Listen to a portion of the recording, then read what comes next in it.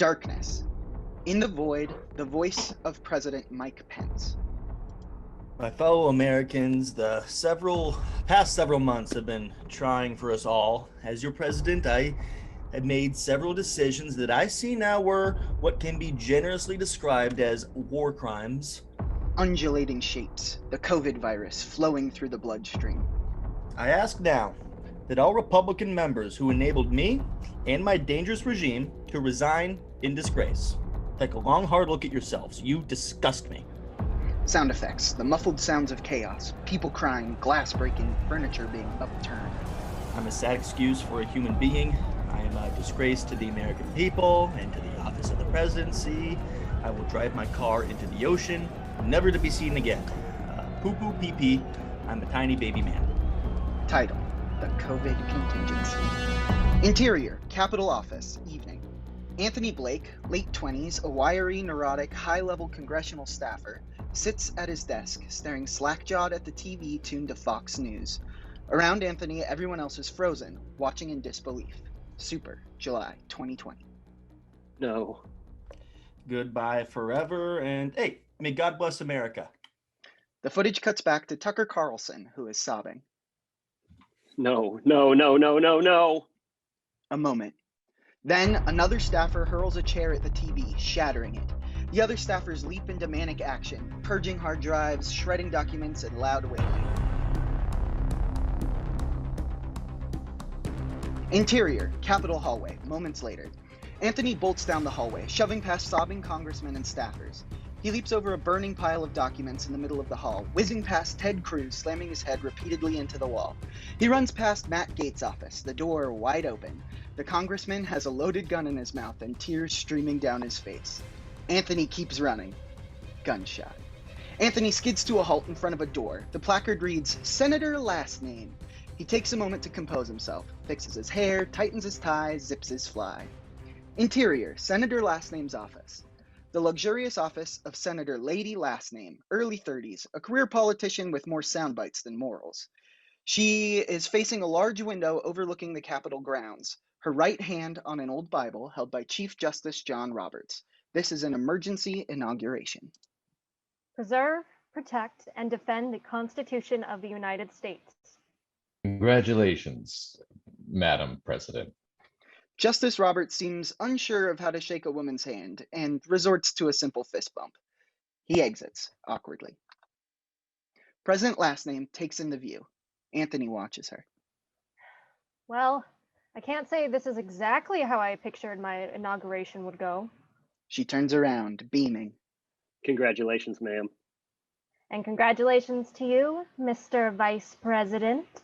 Really? President Lastname places a firm hand on Anthony's shoulder. Of course, I can think of no one else I'd rather have by my side. Something deeply patriotic swells within Anthony. Then, the two are on each other like a couple of horny teens at prom, their lips smashing together, their tongues battling in a desperate fight of pure American sexual lust, the thrill of a secret love driving their every move. President Lastname slams Anthony onto her desk, sending papers flying. Anthony sprawls out on the desk, his body open for President Lastname's pleasure. The two lovers, now the unlikely and unelected leaders of a massive global superpower, consummate their regime. Wipe 2. Exterior, Central Park, same. We are back at the end of the COVID corruption, and Central Park is a flurry of celebrations. Citizens are cheering, the military is fleeing. It is a national party. Our heroes, Duke Knuckles, Dr. Natalie Fatality, Kookaburra Carrie, and Nimity, stand in the middle of it all, basking in their achievements. Donald Trump is long dead, fascism is defeated forever, and COVID-19 has nearly been beat into submission. Suddenly, from behind them, the sound of something massive ripping open. An eerie purple glow shines upon them. They turn around to see a strange purple portal floating 10 feet away. Holy shit, that crazy son of a bitch did it. Through the purple glow, we can see a figure emerge from the portal. It's Duke Knuckles wearing an eye patch? Duke, what the fuck is this? It's my contingency plan. Duke winks. What? Duke 2 steps through the portal into Central Park. Duke Knuckles, I presume? The one and only. Crikey, I'm seeing double. Duke and Duke 2 clasp hands like in Predator. We received your message, Duke. I brought the information you requested. Duke 2 pulls a floppy disk from his jacket pocket. It's all here. A safe, effective, and easy-to-produce COVID-19 vaccine. You crazy son of a bitch. Duke takes the floppy disk from Duke 2 gingerly. I'd love to chat, but back home I've got a fresh can of whoop-ass that needs an opening. Till we see each other again, Duke. Duke 2 gives Duke fuck me eyes. He steps backwards into the portal, disappearing into the fading purple light. Natalie, Kook, and Anna are beyond baffled. What the literal fuck was that? That was me from another dimension. Another dimension? Another dimension. Boy, I reckon that's why we sent that laddie to Switzerland. What letter? Remember earlier today when we stopped General Dorn from releasing a mutated COVID-19 virus into the wild in order to cement his rule as a fascist dictator? Yes. And on the way we learned that Kook is married to the daughter of the Prime Minister of Switzerland? Of course. And Switzerland is where the Large Hadron Collider is? Oh my god. Duke, just get to the point. Well... Flashback Ripple 2, Interior, Large Hadron Collider, Lab, Night. Scientists double-check calculations in a pristine, sterile white lab deep underground. Dr. Zorders, 50s, Swiss, well-dressed, stands with Duke Knuckles at a large viewing window peering into a long concrete tunnel. Super, Large Hadron Collider, 2010. In 2010, I was stationed in Switzerland by the CIA to oversee the first test of the Large Hadron Collider. Dr. Large Zorders, the chief scientist, had presented some promising data on parallel universes. To think, Duke, millions of potential realities, millions of possibilities waiting for us at the push of this button. He gestures to a large red button. I'll believe it when I see it, Doc. Shall we? Of course. Dr. Zorders turns to the scientists behind him. Are we set to go, Ensign? A young scientist with an American accent looks up from his computer. Awaiting your orders, Doctor's orders. Dr. Zorders and Duke lower their safety goggles. On my count. A hush falls across the lab as everyone looks on in eager anticipation. It was perhaps the greatest achievement in human history, puncturing the veil between two realities, rewriting the very fabric of time and space. 22 years of scientific collaboration between the world's most powerful countries had been building to this moment. 2. And I had a front row seat. 1. Dr. Zorders slams his hand onto the red button, activating the collider. At either end of the 17-mile-long collider, two massive, futuristic-looking cannons power up, emanating an otherworldly hum. In the lab, Duke looks down at his arm. His hair rises, purple electricity crackling between the ginger strands. A purple beam shoots out from the cannon, blasting electrons down the long tunnel, nearly faster than light. In front of the viewing station, the beams collide in a brilliant array of light. Through the reflection in Dr. Zorders' goggles, we see the two beams melding together, spraying the air around them with purple particles. Slowly, a small portal rips itself through the fabric of reality. For a brief moment, a portal appeared. Duke and Dr. Zorders stare into the widening portal, gazing through to the other side. Dr. Zorders had done it. He had opened a doorway to another dimension.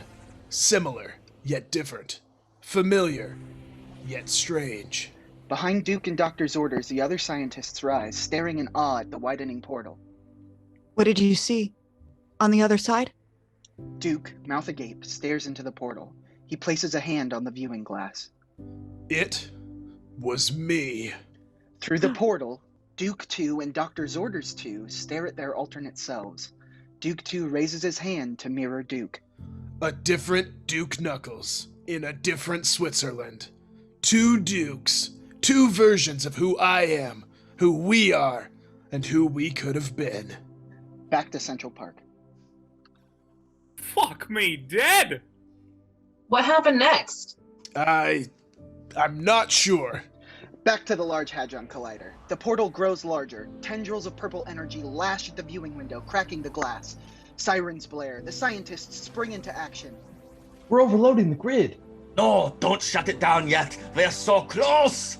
Through the portal, Duke 2 stares calmly at Duke. The tendrils of the portal whip wildly, smashing through the glass. Duke and Doctor's Orders leap backwards. Doc, do something! Doctor's Orders approaches the smashed viewing window, unable to look away. Doctor's Orders 2 and Duke 2 stare back at him, their expressions unreadable. Doctor's orders, please. We have to shut it down. Doctor's Orders spreads his arms out as if to hug the portal. Zack Snyder slow-mo. A giant purple tendril whips past Doctor's Orders, grazing his hair. The tendril smashes into the row of computers, sending sparks flying. The entire row disintegrates into purple-tinted dust. Duke tackles Doctor's Orders just as another tendril barrels towards the Doctor's torso.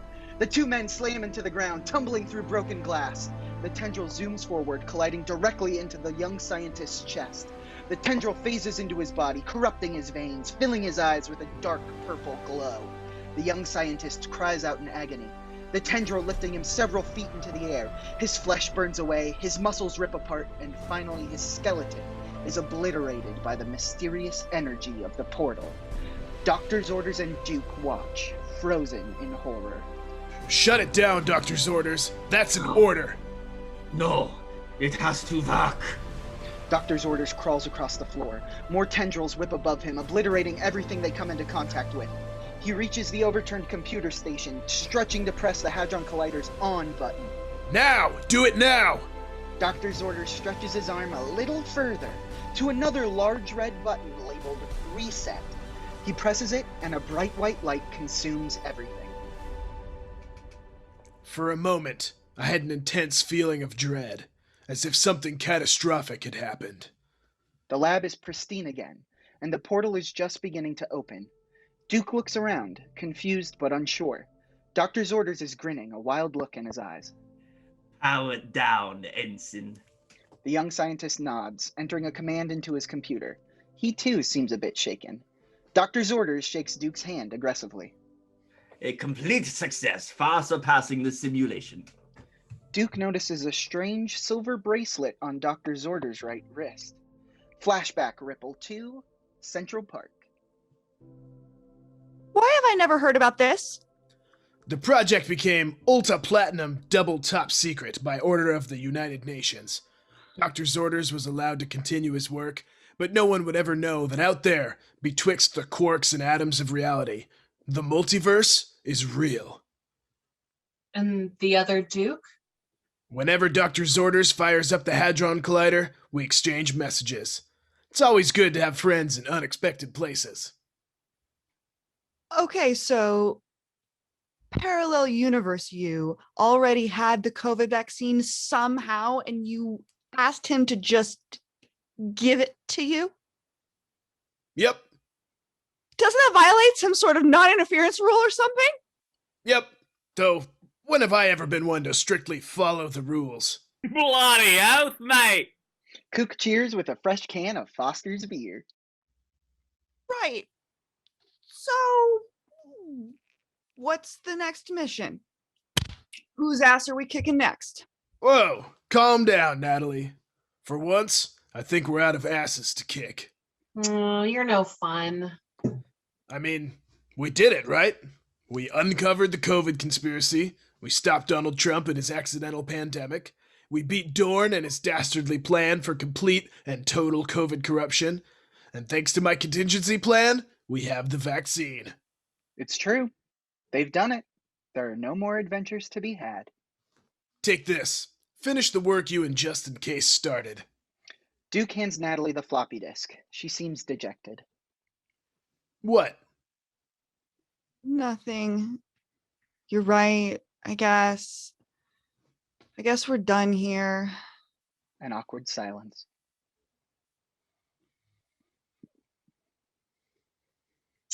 Well, it was wonderful to meet you all.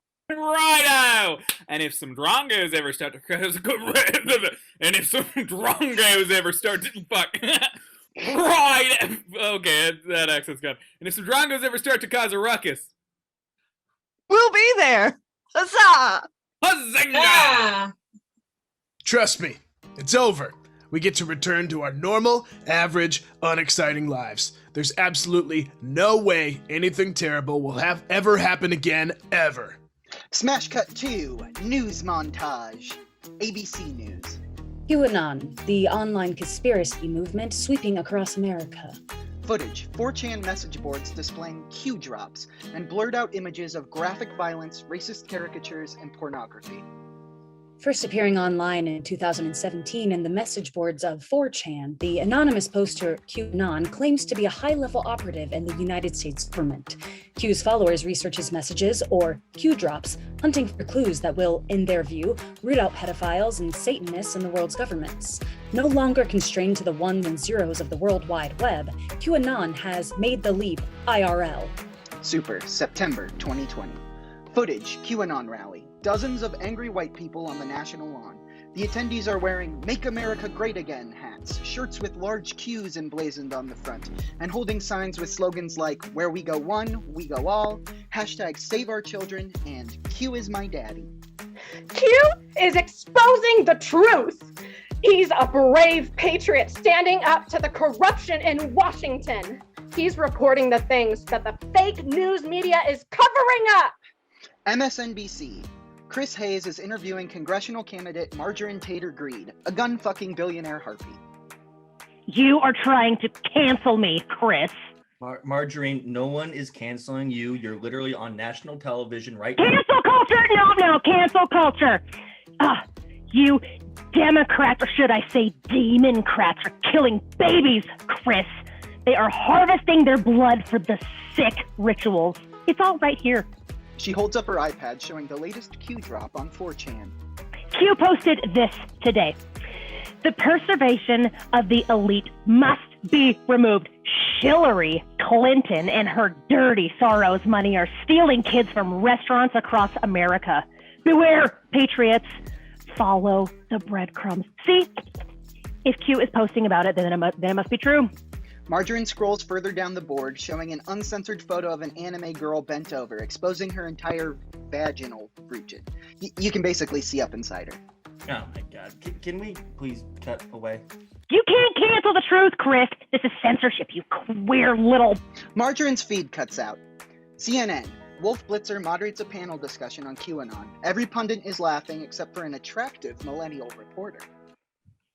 You laugh, but this is a real threat. How long until Q's followers take action in the streets? The election is in 2 months. What happens if they attack the polls or steal ballots? QAnon is the immediate threat to our democracy, and we need to take it seriously. A pundit in their 50s wipes the tear from their eyes, still laughing. Oh, come on. These are nothing but losers in their mom's basement. Internet trolls who will say anything to get a reaction. This is what they want. They have no real morals. They just want attention. Vice News. An apathetic Vice reporter in skatewear reports from the flaming remains of a Planet Hollywood restaurant. Behind him, paramedics tend to the wounded. Like a faulty air fryer, the spark of QAnon has set fire to the streets of America. What started as a protest against child trafficking turned deadly when a man set off a pipe bomb. And like your roommate's glass piece dropped on the ground, this pipe sprayed carnage everywhere you look. But this pipe wasn't a dank kush. This was a pipe of explosives. And this wasn't a rent-controlled apartment in the Upper East Side. It was a crowded restaurant. And these victims received the harshest buzz of all, death. NBC News. A town hall with President Lastname on the campaign trail with some generic reporter as moderator. Just this month alone, Q's followers have staged 5 deadly attacks on America's most hallowed institution, themed restaurants. President Lastname, do you unequivocally condemn this movement? I condemn violence from both sides. I can't say I know much about QAnon. I know they like me. I know that. You welcome their support. Look, I don't like violence, okay? I don't want anyone to get hurt. Do some people deserve it? Maybe, but come on, we are Americans. We are a nation built on ideals and debate. We are a peaceful nation. We don't kill just to get what we want. Well, actually, Just look at the work we're doing at NASA. By working with the private sector, we've been able to develop a rocket that will soon take men to Mars in a matter of minutes. I'd rather we talk about what brings us together, not what divides us. And we will have plenty of time to talk about the Mars mission in our next segment. But this violence is affecting our country today, President Lastname. President Lastname stands, walking around the large stage, speaking to each audience member individually. America is a grand experiment, an experiment in cooperation, in law and order, in democracy, and yes, in diversity. We are nothing without a free-flowing river of ideas. Different viewpoints and perspectives don't make us weaker. It makes us stronger. A polite applause from the audience. There are extremists on both sides, people who are willing to break that unspoken agreement of civility just to assert their will on everyone else. And to those people, I say a firm, knock it off. But for everyone else, I'm not going to punish them. I'm not going to punish the single mother just trying to make ends meet, or the small business owner who just wants what's best for his family, or the stockbroker who only wants to make an honest living off of the savings of the naive elderly. This is the America we used to be. This is the America we can be. President Lastname turns to the camera. She has the audience now. Together, America, I promise you this. We will put an end to extremism. We will put an end to those who claim their way is the only way. The audience cheers. Together, we won't just reach across the aisle. We will obliterate the aisle together. We will build an unstoppable coalition of patriots, of everyday Americans who just want things to be simple, to be safe, to be normal. Just like the good old days. With me as your president, we will keep America great. The audience loses their shit. President Lastname soaks in their cheers. Backstage, moments later. President Lastname walks off the stage, the audience cheering, tossing dozens of roses. Her staff and security detail stand waiting, applauding. Super, October 2020. Was that good? Her chief of staff, Dina Donana, a perky young woman in her mid-20s, hands President Lastname a bottle of water. Perfect, ma'am. You had them eating out of the palm of your hand. It wasn't too aggressive. Her speechwriter, Arthur MacArthur, a slimy yes-man with a Hitler Youth haircut, passes her an energy bar. Not at all, Madam President. You hit every note exactly on key. I improvised a little. I hope that's okay. Of course, Madam President. My speeches are just suggestions, not scripture. They round the corner towards her dressing room. And may I say, the choice to use Trump's slogan was inspired. Thank you, Arthur. Arthur flicks his tongue like a snake. Oh, Vice President Blake is in your dressing room, ma'am. President Lastname suddenly straightens up. That will be all, Dinah. Arthur, thank you. We'll reconvene in the morning. Of course, my liege. Of course, ma'am. President Lastname exits toward her dressing room.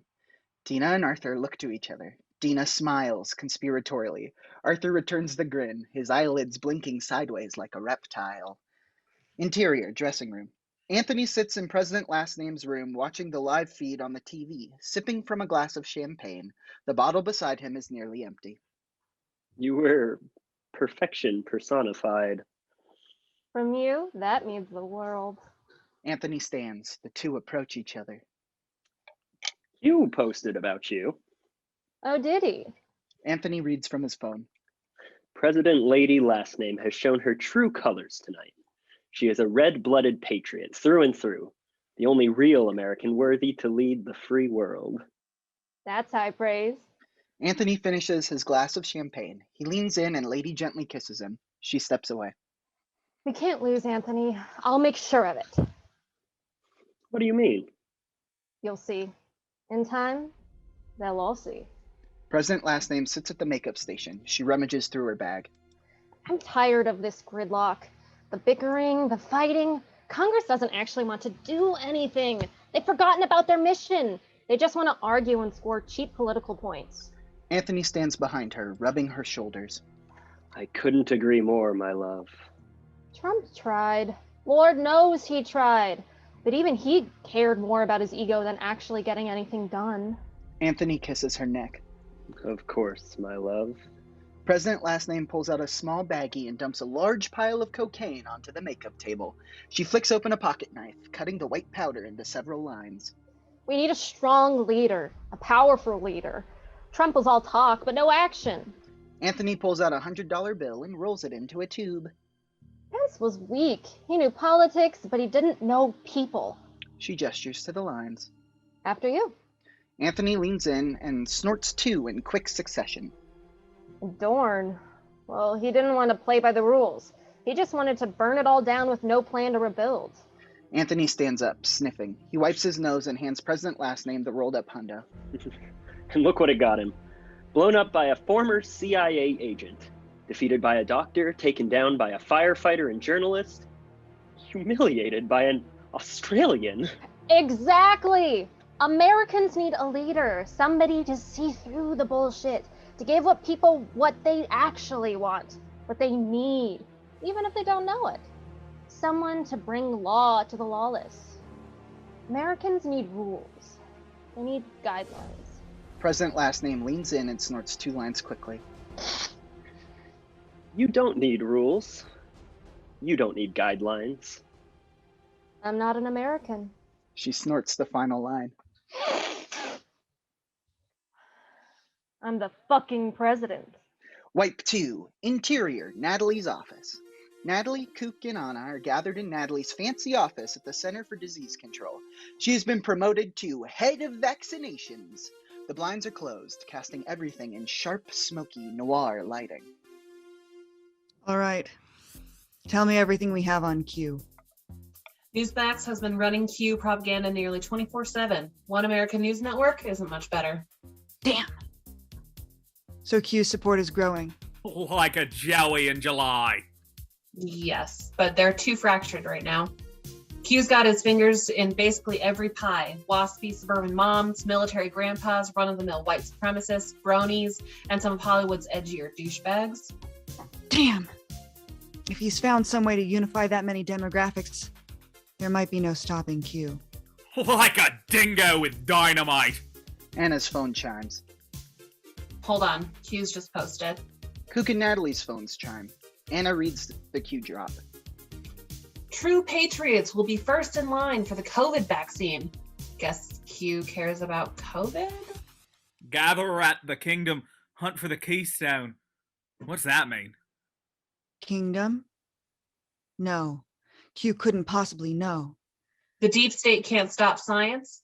This movement is all over the place, bombing the Hard Rock Cafe one day, urging people to get vaccinated the next. There's no consistency. Like a Vegemite sandwich on Valentine's. I'm pretty sure you made that one up. All right, well. Anna reads another Q drop. First was COVID. Up next, the HIV vaccine. Early tests are looking fabulous. How does he know about that? That research is highly classified. Whoever Q is, he's well connected. Like a well-connected person. A little too connected. What's the Q name mean anyway? Is it short for Quokka or something? Supposedly he has Q level clearance, which I don't think is a thing. Are we sure? Q certainly knows things he shouldn't, like the location of the max vaccination site I'm running. Congrats, by the way. Thank you. Well, I guess this gives us more to go on. Keep digging, you two. We'll uncover this mysterious Q. Nothing can stop us, the COVID Compadres. Cooking on a chuckle. I'm still working on the name. Natalie stands to usher Anna and Kook out of her office. Oh. One more thing. Have you heard from Duke? He's not returning my calls. Mine either, that little rascal. Nothing. Practically radio silence. You don't think he could be... Duke? Involved with Q? No way. Well, he has been screwed over by the government several times. Of course. Who hasn't? He has the knowledge, resources, and motive to start a grassroots movement intent on destroying any perceived enemy to freedom. Duke could do all of that in his sleep. And he did just recently learn that his entire CIA... where does it actually...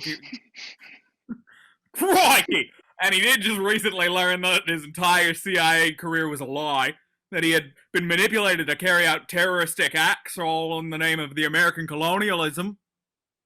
Honestly, I was surprised that was news to him. But Duke, QAnon? Absolutely not. Wipe 2, Interior, White House. Extreme close-up of a badge unlocking a door in the Eisenhower Executive Office. The badge reads, Official Government Use Only, Duke Knuckles, Q-Level Clearance. The camera pulls back to reveal Dina Denana swiping the badge. She hands it to Duke Knuckles, who is wearing a slightly oversized suit. And here is your badge, Mr. Knuckles. Right this way. She gestures for Duke to follow her into a grand hallway. The entire administration is so happy to have you here. Please, I'm just the liaison between the White House and NASA. I'm an overpaid message boy. Still, you're practically a legend. More than 300 confirmed kills, over 15,000 successful covert missions. Is it true that you've overthrown 6 dictators? The past is the past. I've put that life behind me. A loud bang from Duke's left. Get down! He protectively tackles Dina, covering her from any gunfire. A young intern leads out of the office next to them with a bottle of champagne. Yo, Brit made hella bank on stonks. To the moon, baby! Duke helps Dina to her feet. Sorry, old habits. Dina is amused. Don't apologize. I was just saved by the Duke Knuckles. She leads him further down the hall to a set of ornate wooden doors, the newly renovated entrance to the Oval Office. Anthony is just about to enter. Oh, Vice President Blake, I have someone I'd like you to meet. Of course, Dina. Anthony turns, his eyes wide upon seeing Duke. Mr. Vice President, this is Duke Knuckles. Of course. Duke extends his hand. Anthony looks at it, then shakes cautiously. He's the new liaison from NASA. Happy to be on board. NASA? Yes, of course. Duke slips his hand from Anthony's grasp. An awkward moment. Oh, excuse me, I'm late for a meeting. Anthony slips into the Oval Office as Dina leaves to continue the tour. Duke stares at the door, frowning. He turns to follow Dina. Crossfade 2, Interior, Oval Office. President Lastname sits casually behind the resolute desk, slicing an apple with a large knife. Anthony crosses to the window behind her. Senate Majority Leader Mitch McConnell, a 200-year-old sentient ball sack, sits calmly. The large vocal sack on Mitch's neck inflates and deflates as he breathes. That's not good enough, Senator. Madam President, there is positively no way you can win this November. But how are we 30 points behind the competition? It's literally a loaf of white bread.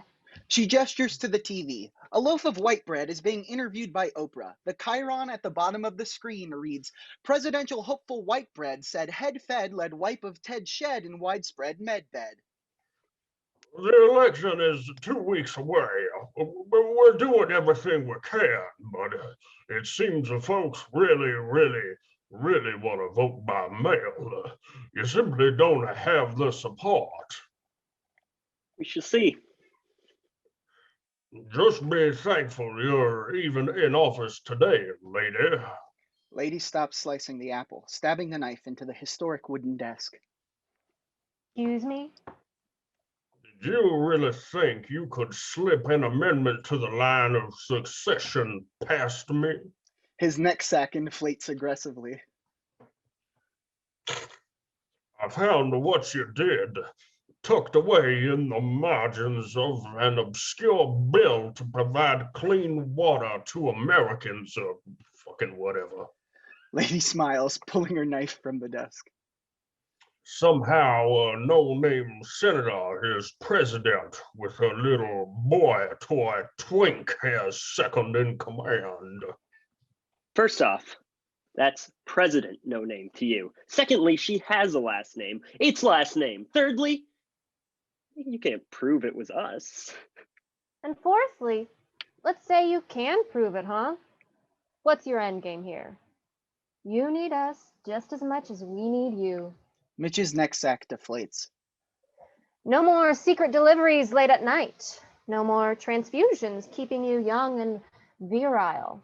Mitch tugs at his shirt sleeves, trying to cover the strange purple rot growing down his arms, taking over his hands. Well, you wouldn't dare. I've served this country since the Civil War. I'm practically a founding father, god damn it. Play stupid games, win stupid prizes. President Lastname stands, suddenly cheerful. Will that be all, Senator? Mitch stands, his neck sack undulating quickly. I think so, Madam President. Mr. Vice President.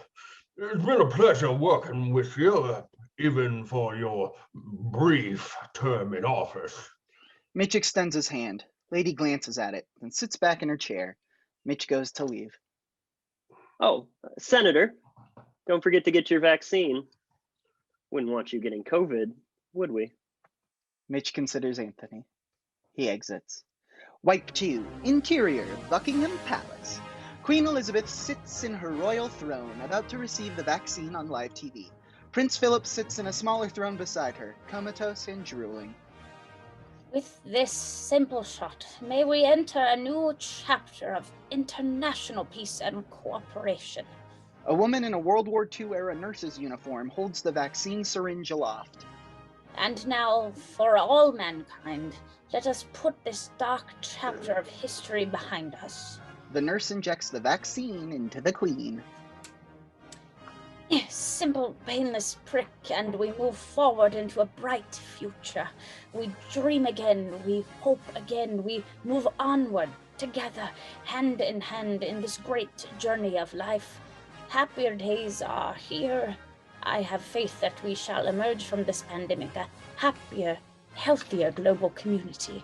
We are, after all, one race. The human race. The Queen smiles triumphantly. Prince Philip spits up fire.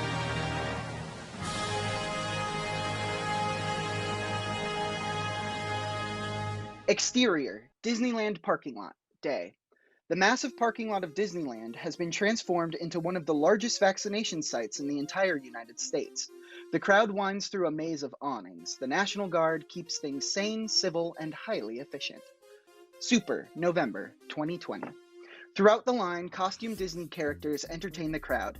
Goofy does pratfalls to the delight of little children. Elsa and Olaf perform songs for a giggling gaggle of gays. Rey Skywalker and Kylo Ren make out behind a vaccination tent to the enjoyment of some weird pervs. We fly over the crowd, past the front gate of Disneyland. The empty park stretches outward, nary a person in sight. We soar over California Adventures, to the desert rocks of Cars Land. The recreation of Radiator Springs whizzes past as we fly to the back of the park, to the base of the Cadillac Mountain Range.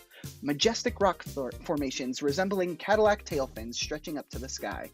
A secret door in the mountains opens, revealing Anna and Kook in blue Disneyland cast member shirts and crisp khaki slacks. The coast is clear. As inconspicuously as possible, they make their way down Route 66. This is it. Q's followers are meeting today for this Keystone thingy. Oi! The Magic Kingdom. I just got it. Anna taps her small earpiece. Natalie, come in. We're in the park approaching the target. How are things looking? All good here. Vaccinations are going smoothly. Don't forget to get your shot when you're done. Of course. Just stay safe, please. What could go wrong? We're in the happiest place on earth. They wander past Ramon's House of Body Art shop. The eyes of the fiberglass Chevrolet Impala watches them pass. Radiator Springs, the cutest little town in Carburetor County. Boy, this place gives me the heebie-jeebies. Never been a fan of cars. It's a classic. Well, I prefer the spin-off myself. Planes, fire, and rescue. Anna punches him playfully. They exit Carsland, entering the under-construction Avengers campus. My I don't understand why Q's here. Culture wars, dude. If you can't win political power, you make every aspect of life us versus them. It's easier to manipulate people if they think their nostalgia is under attack. They round the corner out of Avengers Campus, near the pavilion between California Adventure and Disneyland proper. Oh, I can't believe it works. Are you Yanks really so batty you can't tell when some Drongo's trying to rile you up? You know how down under you have rugby? Standing at the coalface, taking on the best. Proud to be Australian with a Brumby on our chest. Sure, well... Aliota, bet to have white wine fever, or else the Brumbles will never win the Hanson Gold.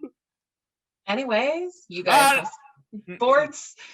We have Star Wars and Marvel and Dr. Seuss and basically any other fictional thing where being empathetic is suddenly wokeness gone amok or whatever. Up ahead, a cast member dressed as Captain America approaches Kook and Anna. Shit, act natural. They pass by Captain America. Hello, Cap! Captain America nods in hello. He does a double take as Kook and Anna exit California Adventure, speedwalking towards Main Street, USA. Captain America pulls out his official Disneyland cast member walkie-talkie. Captain Mouseketeers, I've got a couple bogeys heading your way. Should I follow? Negative, Captain America. We'll handle it. Roger that. Where we go one. We go low. Over and out. Over and out. Dramatic push in on Captain America. Hail Hydra. Q. Hail Q. Star Wars Wipe 2. Exterior, Disneyland vaccination site. Natalie strolls through the vaccination site, making sure everything is going smoothly. She reaches the entrance where C-3PO and R2-D2 are checking patients in. 3PO, status report. 2,969 vaccines have been successfully administered so far, Dr. Fatality. Language, R2. Excuse my counterpart. His circuits need a good scrubbing. I'll never grow tired of you two.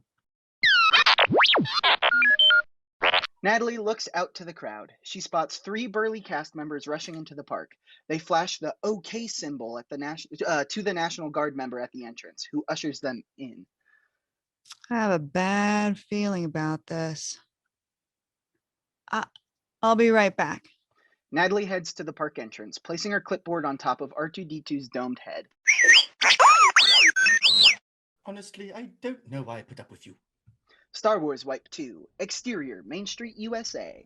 Main Street, USA, the pinnacle of white American nostalgia, is eerily empty. Anna and Kook stick to the sidewalk, lurking in the shadows. I never noticed how cheap everything looks. Anna gestures to the facade of the Disney Emporium. The paint is peeling, and large chunks are missing from its false exterior. Kook's ears perk up, the faint sound of something large slamming into concrete. Do you hear that? Hear what? Did I hear that? I don't know. Anna spots the large marquee for the Main Street Cinema up ahead. This must be it. Anna and Kook stop in front of the cinema's box office. Anna looks up at the marquee and reads, Mickey Mouse and Friends in The Search for the Keystone. Something fishy is going on, all right. Oh, I think you mean something Mickey. Come on. Quietly, they slip into the theater. Interior, Main Street Cinema. In the lobby of the theater, we can hear the music of a vintage Disney cartoon. Kook goes to open the main doors into the theater, but Anna stops him. She points to a staircase leading to the balcony. Interior, Main Street Cinema balcony. Kook and Anna slip into the empty balcony overlooking the large theater. On screen is a black and white cartoon of Goofy and Mickey Mouse in the middle of an important conversation. Gosh, Mickey, do you really think they can do that? Huh? Of course, Goofy. Absolute power corrupts absolutely. Well, how do we stop them? We find the keystone. Keystone? What's that? Not what? Who? Mickey pulls down a projector screen. The word keystone appears, and a disembodied, chipper 1940s voice narrates the cartoon within the cartoon. Keystone. In architecture, this final stone put in an archway. A cartoon archway appears with a smiling keystone floating above. This brick may seem plain, Hey. but he has the most important job of all. The keystone holds everything together, bearing all the tension to keep the archway aloft. The cartoon keystone happily slides into place. The arch glows. One simple piece tying everything together, or causing it all to fall apart. The keystone slips slightly out of place. The cartoon archway collapses, crushing the keystone. Aw, nuts! The cartoon archway pops back into existence. Fact and fiction. The bottom blocks on opposite sides are labeled fact and fiction. Truth and justice. The next two are labeled truth and justice. Darkness and light. The last two next to the keystone are labeled darkness and light. Oh yes, without the keystone, we would be lost. The cartoon keystone slips back into place, beaming. A perfect fit! But I'm just a brick. How am I supposed to bring balance to the world? You silly blockhead, you're not the real keystone. I'm not. Of course not. The real keystone is still out there. They don't know who they are, but Q does. And it's up to us to find them. Anna gives Kooka, this is surprisingly high production value for QAnon. Look. On screen, the cartoon within the cartoon ends. Mickey sends the projector screen rolling up. Gosh, Mickey, guess we gotta find this keystone feller. He sounds real important. Of course he is, Goofy. Mickey turns to address the audience. Patriots, this is our call to action. Find him. As Q commands, we must follow. We must capture the keystone, dead or alive. Several audience members cheer. The clock is ticking. Election night is in 2 days, and Q can't stop the rigged election on his own. Only the keystone holds the power to save the world. Kook turns to Anna. Rigged election? What's this wombat going on about? Even my beloved home, the storied halls of Disney Studios, have become infiltrated by the enemy. Gosh. Fools who have succumbed to the virus known as diversity. They worship the false god of wokeness. They silence the majority to placate the minority. Told you so. Well, that's bad. Even if we can't even trust massive corporations, what do we do? Put your faith in Q and only Q. He will deliver us from evil. He will cleanse our souls and free us from indoctrination. But Mickey, how are we supposed to find this keystone? Start with the traitors. The ones who killed our beloved Donald Trump, who ousted Michael Pence, who overthrew General Dorn. On screen, Disney-style drawings of Natalie Fatality, Kookaburra Carrie, and Nimity appear.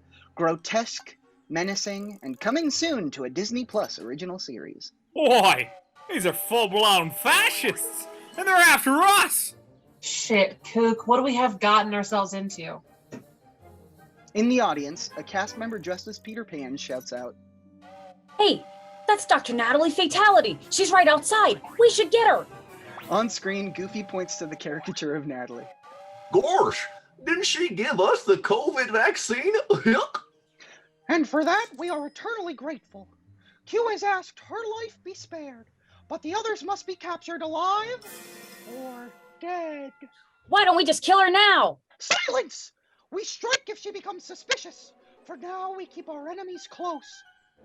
Wait. Well, I thought this was a cartoon. Any other questions? A cast member in a soft blue jumpsuit stands up. Hi, yeah, Michael, custodial services. Hi, Michael. What's your question? Yeah, I'm a bit confused. Is this Keystone person going to prove everything Q said is true, or are they like the only person who can prove it's fake or something? Were you not paying attention? The Keystone is the cornerstone of the Q movement. So it's a cornerstone now? No, still a keystone. They're the key to everything. No, I get that, but like, do we have to find them because they're gonna stop Q, or because they're needed to overthrow the corrupt elite or whatever? The Keystone is, well, they're a both, I guess. I don't know. Q wants us to find them, so find them. Yeah, but Guards! 2 security guards enter from behind the projection screen and escort Michael out of the building. Hey, I was just asking a question. A cast member dressed as Gaston stands. Hi, Mickey. I've got a question. Okay, what? What the literal fuck is going on? What do we do with the Keystone when we find them? Hand him over to Q, of course. Okay, but how? Do we, bring them back here, or what? Not here, you idiot. So we just keep them in our house? Thank you, sir. I have a rough voice today. I live in a studio apartment. I don't even have in-unit laundry. A cast member dressed as Ariel stands, awkwardly balancing on her fin. That's a good question. I don't know if I have room among my gadgets and gizmos aplenty. Who's its and what's its galore? Okay, fine. Bring the Keystone to the haunted mansion. There? Okay, good? Everybody good? We all good here? A cast member dressed as Jafar stands.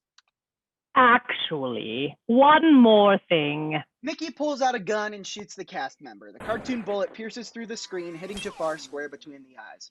Enough! The Great Awakening is nigh. Find the traitors. They will lead you to the Keystone. Anna and Kook turn to exit. The door to the balcony flings open, revealing a menacing silhouette. Out of the shadows steps Donald Duck holding a lead pipe. Going somewhere? Donald Duck approaches, forcing Anna and Kook back towards the front of the balcony. Donald swings the pipe at Anna and Kook, who duck just in time, no pun intended. Anna kicks Donald's legs. He falls forward over the balcony. Hey, what's going on out there? Donald crashes into the audience below, the head of his costume falling off, revealing the pasty, underpaid cast member in the suit. He's just a cunt in a costume. Did you think it was the real Donald Duck? Oh, could have been it. Donald was a Nazi in World War II. The cast members in the audience look up to the balcony. Look, it's those guys from the cartoon! Get them, you fools! Kook and Anna run towards the door out of the balcony, but three hulking cast members dressed as Doc, Sneezy, and Dopey from Snow White are already blocking the way. Oh, you guys were supposed to be dwarves. It's dwarfs, actually. Sneezy runs at Anna, fists flying. Anna dodges left, right. She punches Sneezy in the stomach. He staggers back a couple of steps. Dopey rushes at Kook, but his foot catches on his long robe, sending him face first into the front of the balcony. His face slams into the hardwood with a loud crack. That was a freebie. Anna grapples with Sneezy. She swings a right hook. Sneezy stops her fist dead in its tracks. She swings a left hook, only to be met with Sneezy's immovable palm. Sneezy stretches her arms apart and slams his head into hers. For a moment, Anna sees stars. Kook turns to confront Doc, cracking his neck menacingly. You might be book smart, Doc, but I majored in arse kicking from the school of hard knocks. Arse kicking. You hear that? You know I'm not actually a cartoon character, right? Kook rushes Doc, but Doc quickly crouches. Kook tumbles over his back, and Doc snatches Kook out of the air, slamming him into the ground. Anna backs down a row of chairs in the middle of the balcony. Sneezy swings for her head, but she quickly drops to the floor, crawling between his legs. She kicks Sneezy in the butt, sending him crashing into the seats. Anna jumps onto his back, pulling his giant yellow hat over his eyes. She pummels either side of his head. She jumps off to the clear center aisle.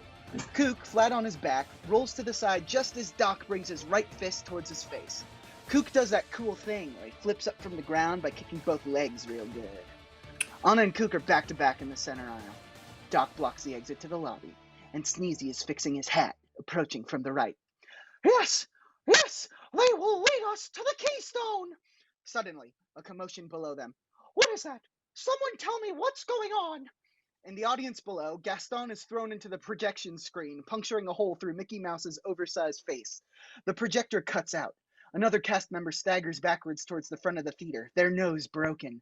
In the balcony, Anna, Kook, Doc, and Sneezy momentarily stop, listening to the sounds of the fistfight below.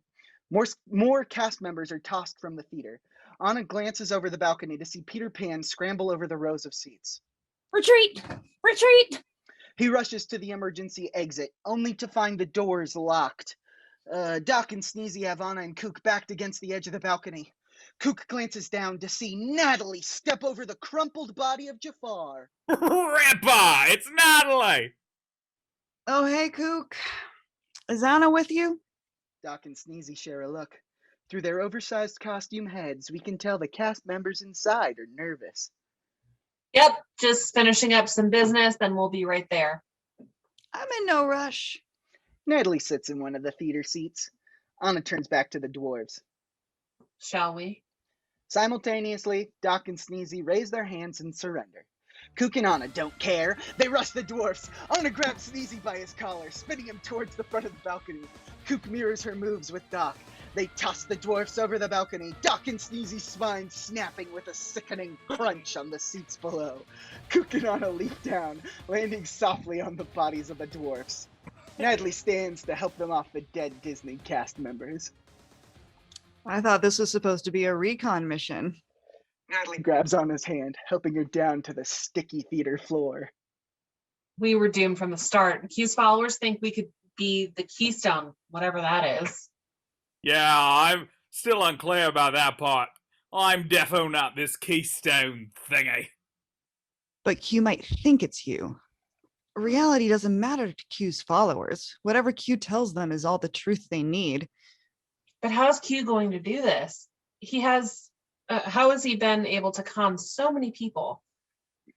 Social media, the rampant cesspool that is the internet, a political system that rewards power-hungry liars, and a media industry that feeds off the emotionally charged clicks.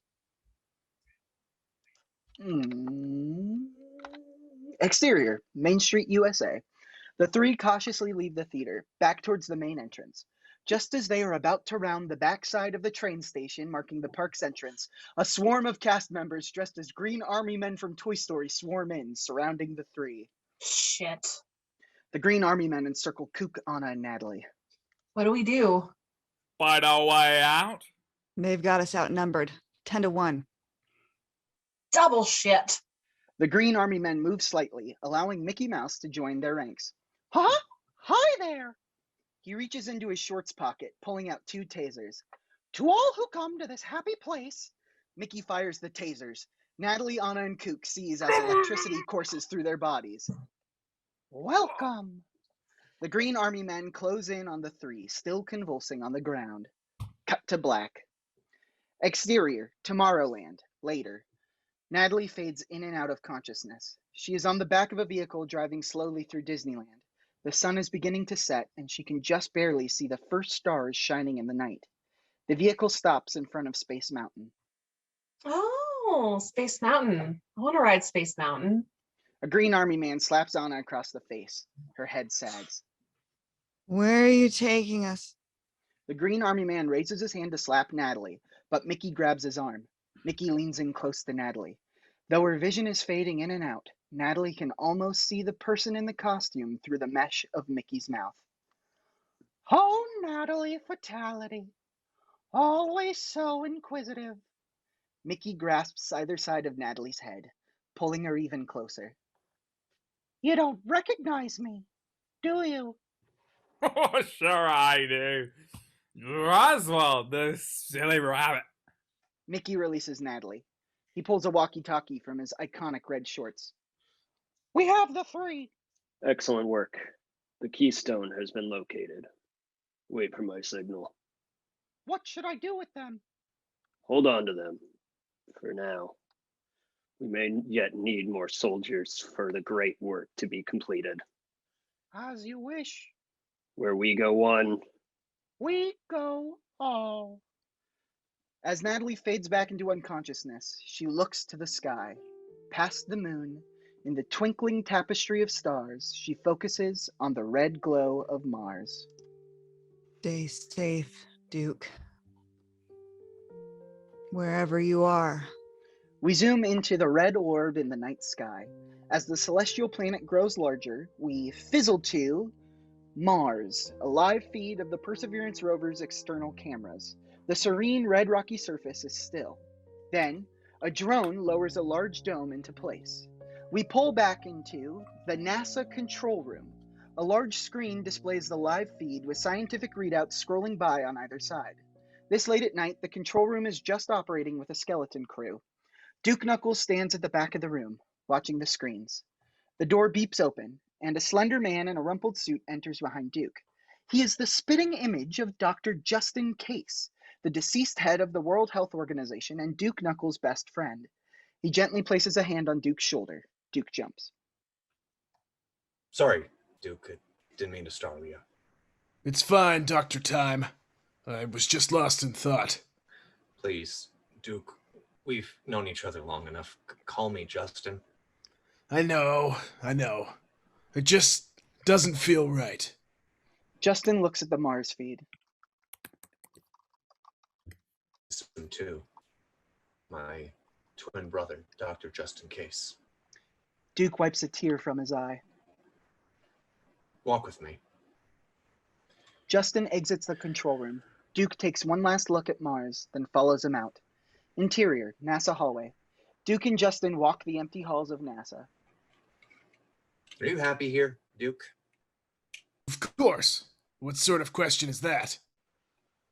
NASA isn't exactly the CIA. I know. It's quiet here. Boring, you mean? No. Well, yes, but I like it. I've spent my whole life running from mission to mission, killing for what I thought was the greater good. NASA is simpler. I wouldn't call astrophysics simple. Well, it's not rocket science. It is quite literally rocket science. You know what I mean. I can relax here. I'm not checking every corner for a potential assassin. But don't you feel your talents are being wasted? I'm done with adventures, Dr. Time. Justin. But our adventure's done with you. Duke stops. They have reached a literal crossroads in the hallway. In front of them is the door outside, and to the right is another hallway leading deeper into the NASA complex. If you don't want me here, just tell me. I'm a big boy. I can take it. I just want you to be happy, Duke. You meant so much to my brother. I feel like it's now my duty to take care of you. If you're truly content with a life staring at screens, watching the action from millions of miles away, then there will always be a place for you here at NASA. Thank you. But if you feel the call to adventure again, just say the word. You're a hero, Duke, in more ways than one. The country needs you. The world needs you. Trust me, that life is far behind me. How do you top ending fascism in America? That feels like a natural conclusion, if you ask me. Justin takes Duke in. Be surprised, Duke. Fate has a funny way of pulling us back when we least expect it. What do you mean? Another story for another time. Justin turns and waves off Duke, making his way to the exit. Oh, and Duke, get some rest. We have a big day tomorrow. Dr. Zorders is sending over a very important piece of cargo from Switzerland. Of course, Dr. Time. Justin. Of course, Justin. Justin smiles, sadness in his eyes. Good night, Duke. Justin steps out into the night. Duke heads down the other hallway. At the far end, a lone janitor mops the floor. As Duke approaches his office, he notices the door is slightly ajar. Instinctively, he reaches for his gun, but his holster only holds a graphing calculator. Cautiously, Duke opens the door. Hello? Seizing the element of surprise, he jumps inside his office. Interior, Duke's office. Duke's large office is surprisingly organized. The walls are adorned with large photos of space and a map of the world with hundreds of pins marking the places Duke has visited. Another wall is completely covered in photos of Duke's life.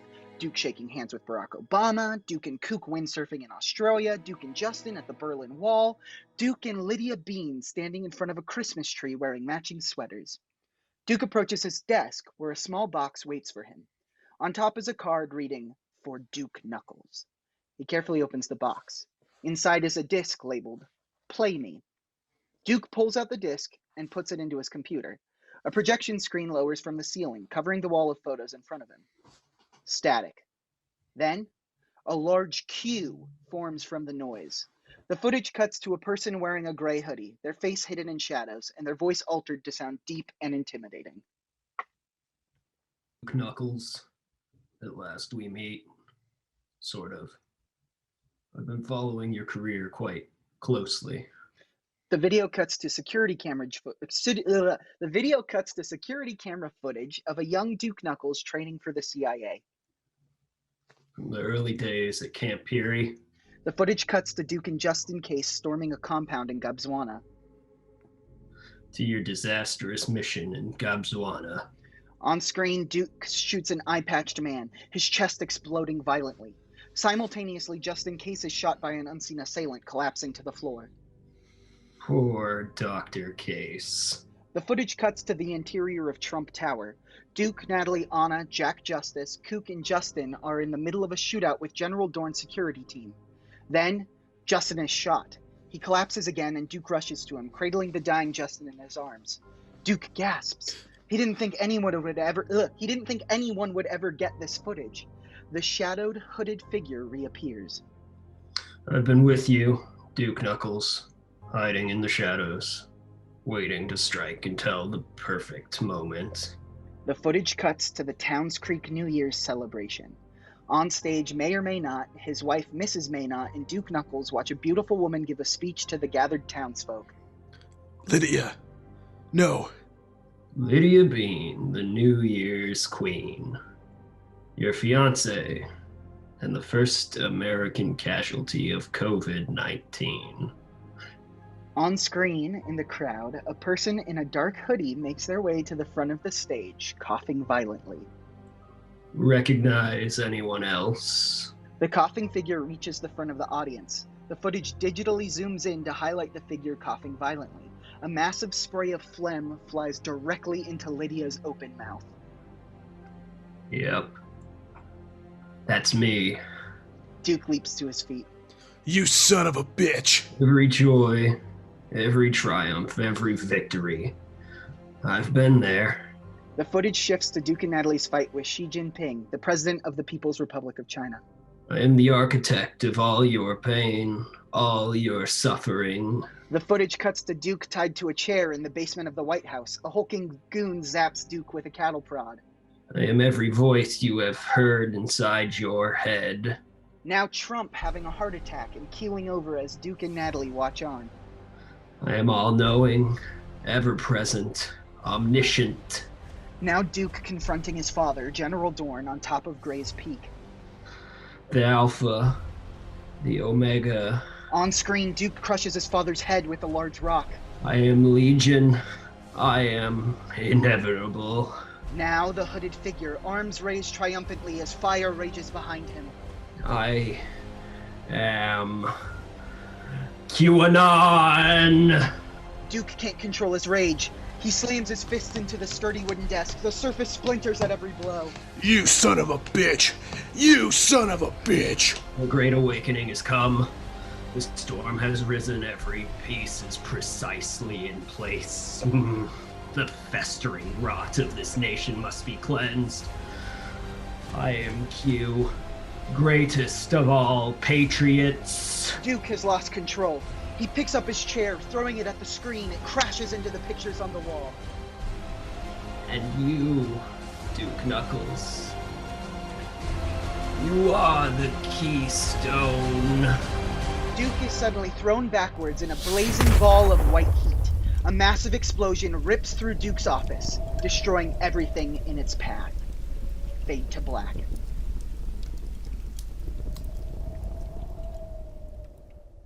Exterior, Washington, D.C., evening.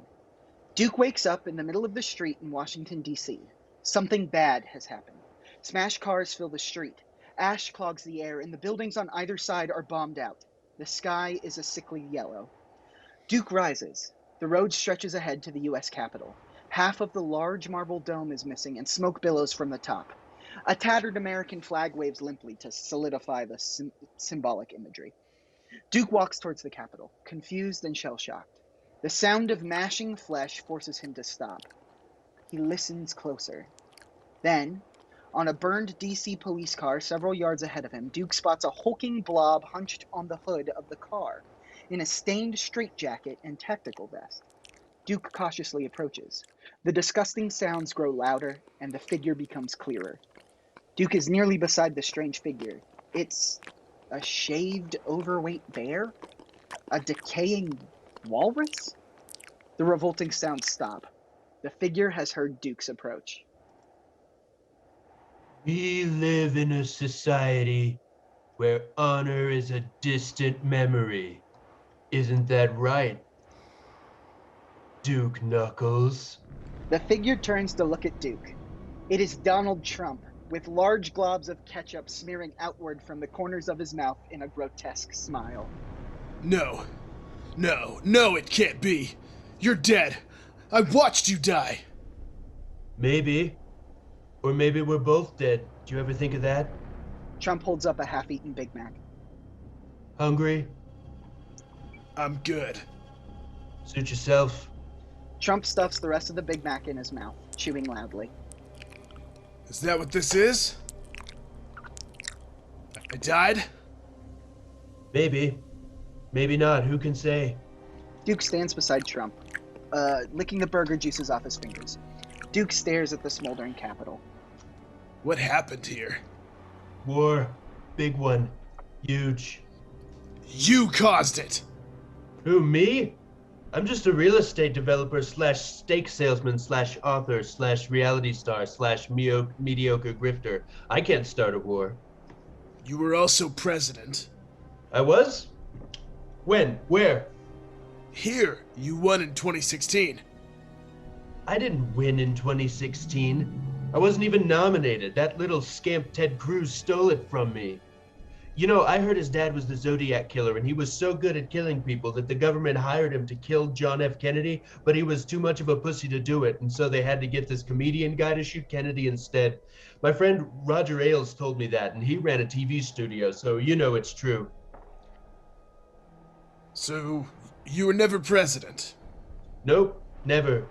But I bet I'd make a good president. I'd be tough and strong and cool, and all the babes would totally want to kiss me. If I were president, I would only sleep with chicks who have a nice set of 38 Cs. Trump holds his hands to his chest, simulating the perfect breasts.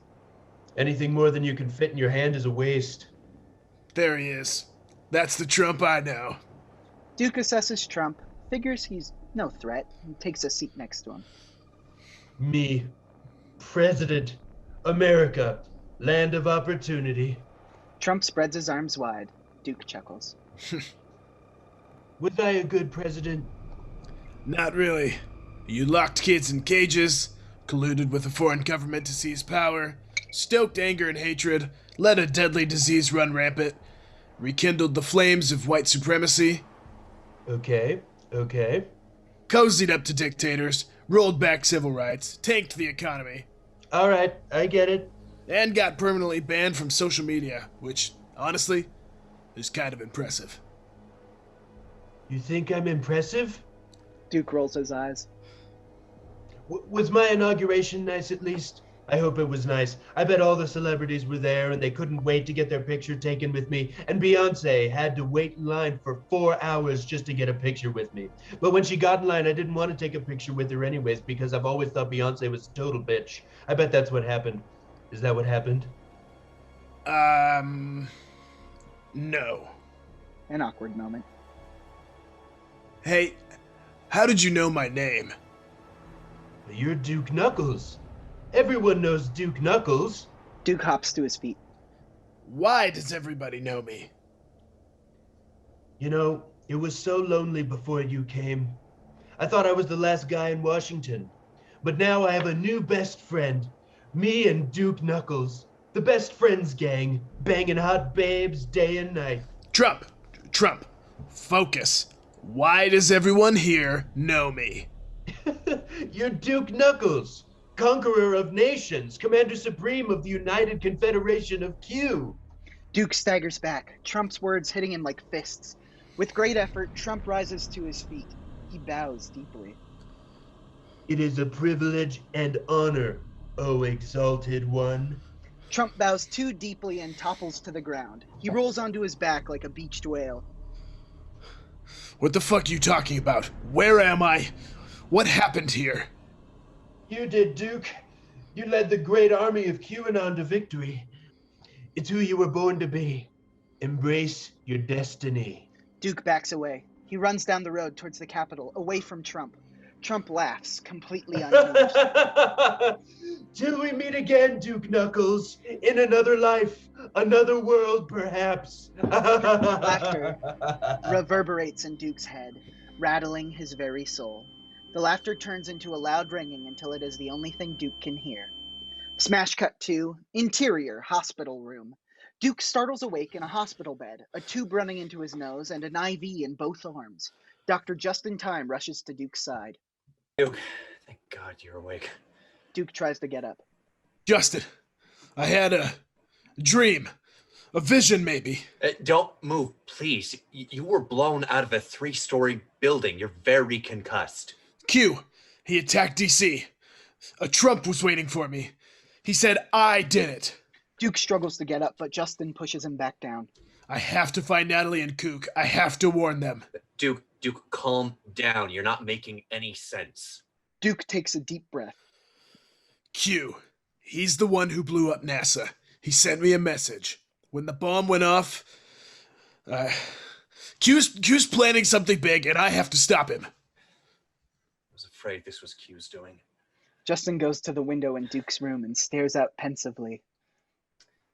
You're not the only one Q contacted. He threatened our Mars mission. He said that once the election was over, we'd never be able to stop his grand plan. Duke pulls out the tubes and wires attached to his body. Election day isn't for a couple more days. We've still got time. Duke. You were in a coma for a week. The election was yesterday. Interior, the pig farm. President Lastname walks the aisles of her pig farm, dumping slop into the troughs for her massive hogs. Mitch McConnell follows her, trailed by Anthony.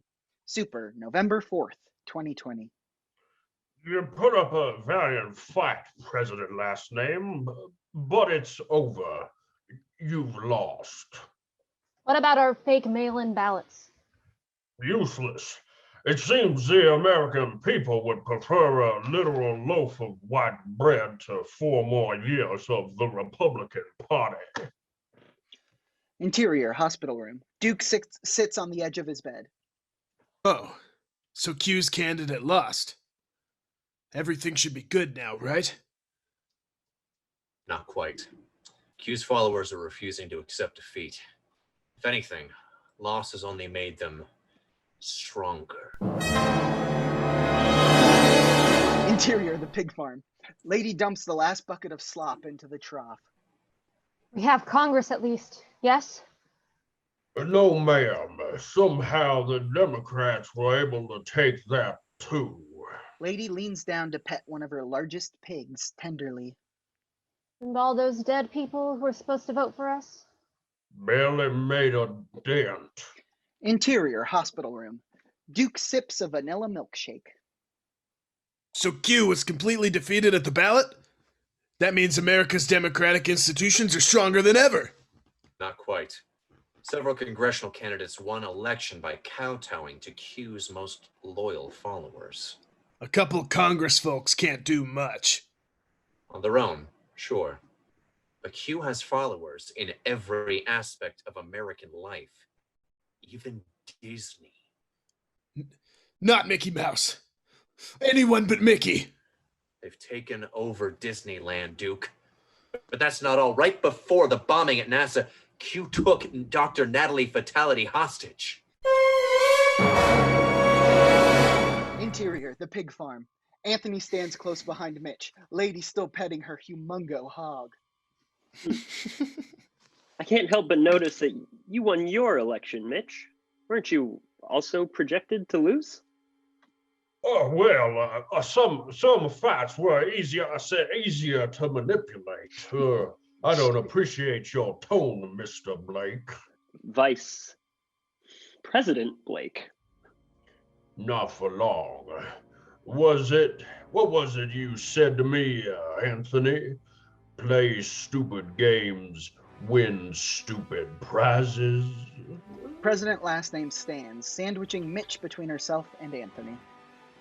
Suppose you were able to grease a few palms with the courts? Surely we could put this whole election nonsense behind us. She pulls Mitch's wrist up violently. Mitch's hand has turned necrotic.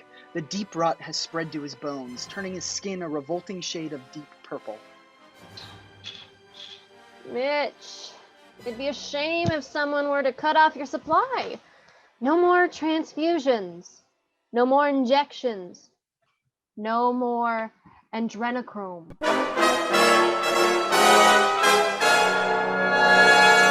Interior hospital room. Duke wipes vanilla milkshake off his hospital gown. We have to save Natalie. Kook and Anna, too. We're working on it. We? There's a knock at the door. Duke turns to see a strikingly beautiful woman enter. It's Jacinda Ardern, Prime Minister of New Zealand. Hello, Duke. Doctor, just in time, and I were just having a quite busy while you were asleep. Jacinda hugs Duke, setting a metal briefcase beside him. Seems Prime Minister Ardern has been on Q's case for a while. Thanks to the internet, America's largest export is now Q's deadly conspiracies. Jacinda opens the metal briefcase and pulls out a laptop. By hacking into 4chan's admin account, he's a sad incel living in Japan who uses the screen name Code Monkey. We might be able to triangulate Q's IP address. Q, will you do the honors? Duke takes the laptop. I'll certainly try. Duke types furiously. My God, he's doing it. He's really doing it. And done. Jacinda and Justin lean in, reading the results. My God, it can't be. Interior, the pig farm. Mitch is cornered against the railing of a pigsty. The hogs behind him swarm the slop trough, teeth gnashing. Please, I've said I've done all I can. Then perhaps it's time for you to retire. Lady slowly pushes Mitch backwards towards the hungry pigs. His jacket dangles dangerously close to the sharp teeth munching below. You can't do this. I'm the Senate Majority Leader, God damn it. Not for long. Interior hospital room. Jacinda quickly dials someone on her cell. We've got 'em, boys. Prepare the extraction. Duke's hacked the mainframe, and the IP address all leads back to one place. A pig farm in Maine, owned and operated by President Lady Lastname. Interior, the pig farm. Lady pushes Mitch closer to the hungry pigs. Goodbye, Mitch. I'm sure someone will mourn you. Maybe. Just as the pigs are about to chow down on Mitch, police sirens blare, quickly approaching. President Lastname lets go of Mitch. He rights himself. A SWAT team bursts into the pig farm, surrounding Lady, Mitch, and Anthony. A grizzled man in an FBI windbreaker and dark sunglasses, completely masking his eyes, strides towards President Lastname. He seems vaguely familiar. Lady Lastname, you're under arrest for inciting violence and conspiracy to overthrow the United States government. He grabs Lady, spinning her around and slapping on a pair of handcuffs. Excuse you? Don't you know who I am? I'm the fucking president! You can't treat me this way! We know who you are, Q. Save it for the judge. The FBI agent leads Lady out of the pig farm. Q? No! You got it all wrong! Anthony, baby, please, tell them! Anthony watches, stone-faced, as Lady is whisked away, the SWAT team following close behind. Anthony and Mitch are alone. Wow. All along, she was QAnon. Serves her right, that bitch. Anthony shoves Mitch backwards into the pigsty. Oops. The pigs descend, their sharp teeth breaking through Mitch's mottled flesh. His cries of anguish covered by the pig's excited screams. The pigs scatter, leaving behind a massive pile of shit.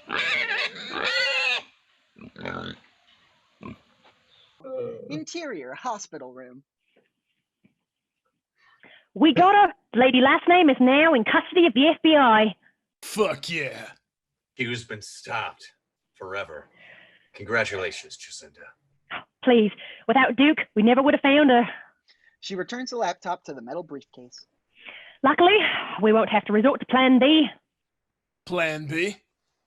Are you familiar with the Large Hadron Collider? Am I? Flashback ripple to Interior Large Hadron Collider, the busy lab of the Large Hadron Collider. Duke is standing at the observation window with... No, we don't have time for that. Smash cut to Interior hospital room. Oh, well, yes. I was there when Dr. Zorders first made contact with a parallel reality. Then I'm sure you know all about the Great Reset button. The Great Reset button? The Great Reset button. It was the driving force behind Dr. Zorders' research. I can't say I'm familiar. Dr. Zorders wasn't just researching parallel realities. He was looking for a way to save our reality. From what? Things were pretty safe in 2010. Not that kind of save, Duke. Not save like a video game. Yet a snapshot of every atom, frozen in time, able to be restored, and should anything catastrophic happen. You've seen it in action, Duke. You were there when Dr. Zorders first reset the universe. Sound effects, the portal, smashing glass, the young scientist screaming as he is disintegrated. Jacinda pulls out 2 futuristic metal wristbands. Wait, I've seen one of those before, on Dr. Zorders. These wristbands were made of a rare element, Zimikium. Whoever wears it would be unaffected by the Great Reset button. They would stay the same while everything else is reset. She tosses the wristbands back into the briefcase. But we don't need them anymore. Hold on. You're telling me that there's a button that can undo everything? Why don't we just push it now? Think of the lives we could save. And think of the lives it would ruin. The button would reset existence back to 2016. That's 4 years of scientific progress, artistic achievement, of life wiped away. But it would undo the COVID, Trump, and even Q. Maybe so. But it's a moot point. The button was shipped to Mars for safekeeping. That explains the dome we built. Precisely. An awkward moment. Oh, hey! We need to go save my friends from Q's followers in Disneyland. Duke clambers out of his hospital bed. I was hoping you'd say that. Duke, Jacinda, and Justin whip their attention to the mysterious voice at the door. A man in his 50s wearing a nice suit and smoking a cigarette leans against the doorframe. He has a neatly trimmed mustache and radiates a feeling of calm, wistful nostalgia. Hey! Aren't you... Friend? Yes, indeed, Duke Knuckles. You're going to storm the Magic Kingdom. You might want something other than a hospital gown. Duke looks down at his gown. Damn. All my gear was at NASA when it exploded. Allow me. He snaps his fingers and Duke is suddenly in full tactical gear. A Mickey Mouse emblem adorns the front. What the? Quickly, friend. The man rushes down the hall, Duke close behind him. Jacinda and Justin watch in astonishment. Sound effects. Helicopter taking off. Jacinda and Justin rush to the window and watch the helicopter fly west at incredible speeds. Star Wars Wipe 2. Interior, the haunted mansion, moments later. Natalie, Kook, and Anna are tied to a large headstone in the middle of the haunted mansion's graveyard scene. Mickey Mouse paces circles around them. Donald Duck calls out from the other side of the graveyard.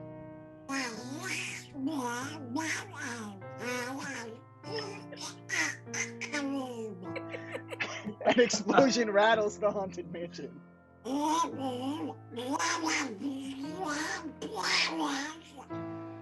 Fortify the entrance! Rig Madame Leota to blow! We might have lost the election, but we're not losing the war! Distant explosions shake the haunted mansion. Natalie is rubbing the rope knot against the rough tombstone, almost free. You stupid idiots. Don't you know who's out there? Quiet! Oh, it's Duke Knuckles, you womp-rot! I said be quiet! Gunfire echoes through the haunted mansion, growing closer. Natalie has almost sawed herself free. You should probably give up now. I said shut up! Shut up! Shut up! Shut up! Everything falls silent. Mickey, Donald, and the other cast members stare at the entrance to the graveyard. Natalie saws through the last piece of her restraints. Where is he? Does anyone have eyes on the keystone? From above, Mike Wazowski is tossed through the entrance, falling hard to the graveyard below. Open fire! The squadron of Green Army men, stormtroopers, and other Disney characters open fire on the doorway above the graveyard. Natalie quickly unties Anna and Kook. She breaks off a tombstone, sneaking up behind Mickey. Is he dead? Please, tell me he's dead. Natalie raises the tombstone high. Happiest place on earth, my ass. Mickey spins around as Natalie brings the tombstone down hard with a satisfying crack. Mickey collapses. Just as the rest of the cast members turn to attack, the ceiling blows open, sending debris everywhere. Ropes drop from the helicopters above, and dozens of Disney SWAT members slide down, surrounding the radicalized cast members. Natalie stands triumphant, pinning Mickey down. Kook and Anna join her as Duke and Walt approach. Excellent work, Dr. Fatality. I should have known you had this under control. Just doing my duty, sir. Now, let's see who's masquerading as America's most beloved rodent. Walt removes the Mickey Mouse head, revealing disgraced MMA fighter and former Mandalorian cast member, Gina Carano. You can't do this. I'm entitled to my opinion. You can't silence me for my political views. Two SWAT members hoist Gina up, slapping handcuffs on her. This isn't over. Q can't be stopped. You'll see. You'll all see. A black hood is slammed over Gina's head as the SWAT team whisks her away, never to be seen again. Natalie, Kook, and Anna rush to embrace Duke. Around them, the other cast members are hauled off by the Disney SWAT team. Duke! We missed you, bud. I'm just happy you're okay. Oh, Duke. Don't ever change. I'll leave you four to it then. Just lock up when you go. He grabs onto one of the ropes hanging from above. You're a good man, Duke Knuckles. Don't ever forget that. Walt tugs on the rope and the rope ascends to the heavens. When you wish upon a star, makes no difference who you are. Natalie turns to Duke. I had it covered, but thanks for saving us. I wouldn't ever let anything bad happen to you three. Ever. Natalie smiles. She pulls Duke in for another hug. We did it, gang. We stopped Trump. We ended fascism. We cured COVID. And we ended the dangerous conspiracy of QAnon. I'm not so sure. Did you hear what Gina said? I think Q's still up to something. No way. Q's been arrested. The day has been saved. Guess we won't need to use that reset button after all. What the fuck are you talking about? Yep, we did it. This time, absolutely nothing bad can ever happen ever again. Smash cut 2, news montage, CBS. Hundreds of protesters outside the Arizona state capitol, adorned in various Q, MAGA, and scattered white supremacist merch. Despite being unmasked as the violent terrorist known as QAnon, supporters of former President Lady Lastname continue demonstrations at the state capitals across the U.S. for the third consecutive week.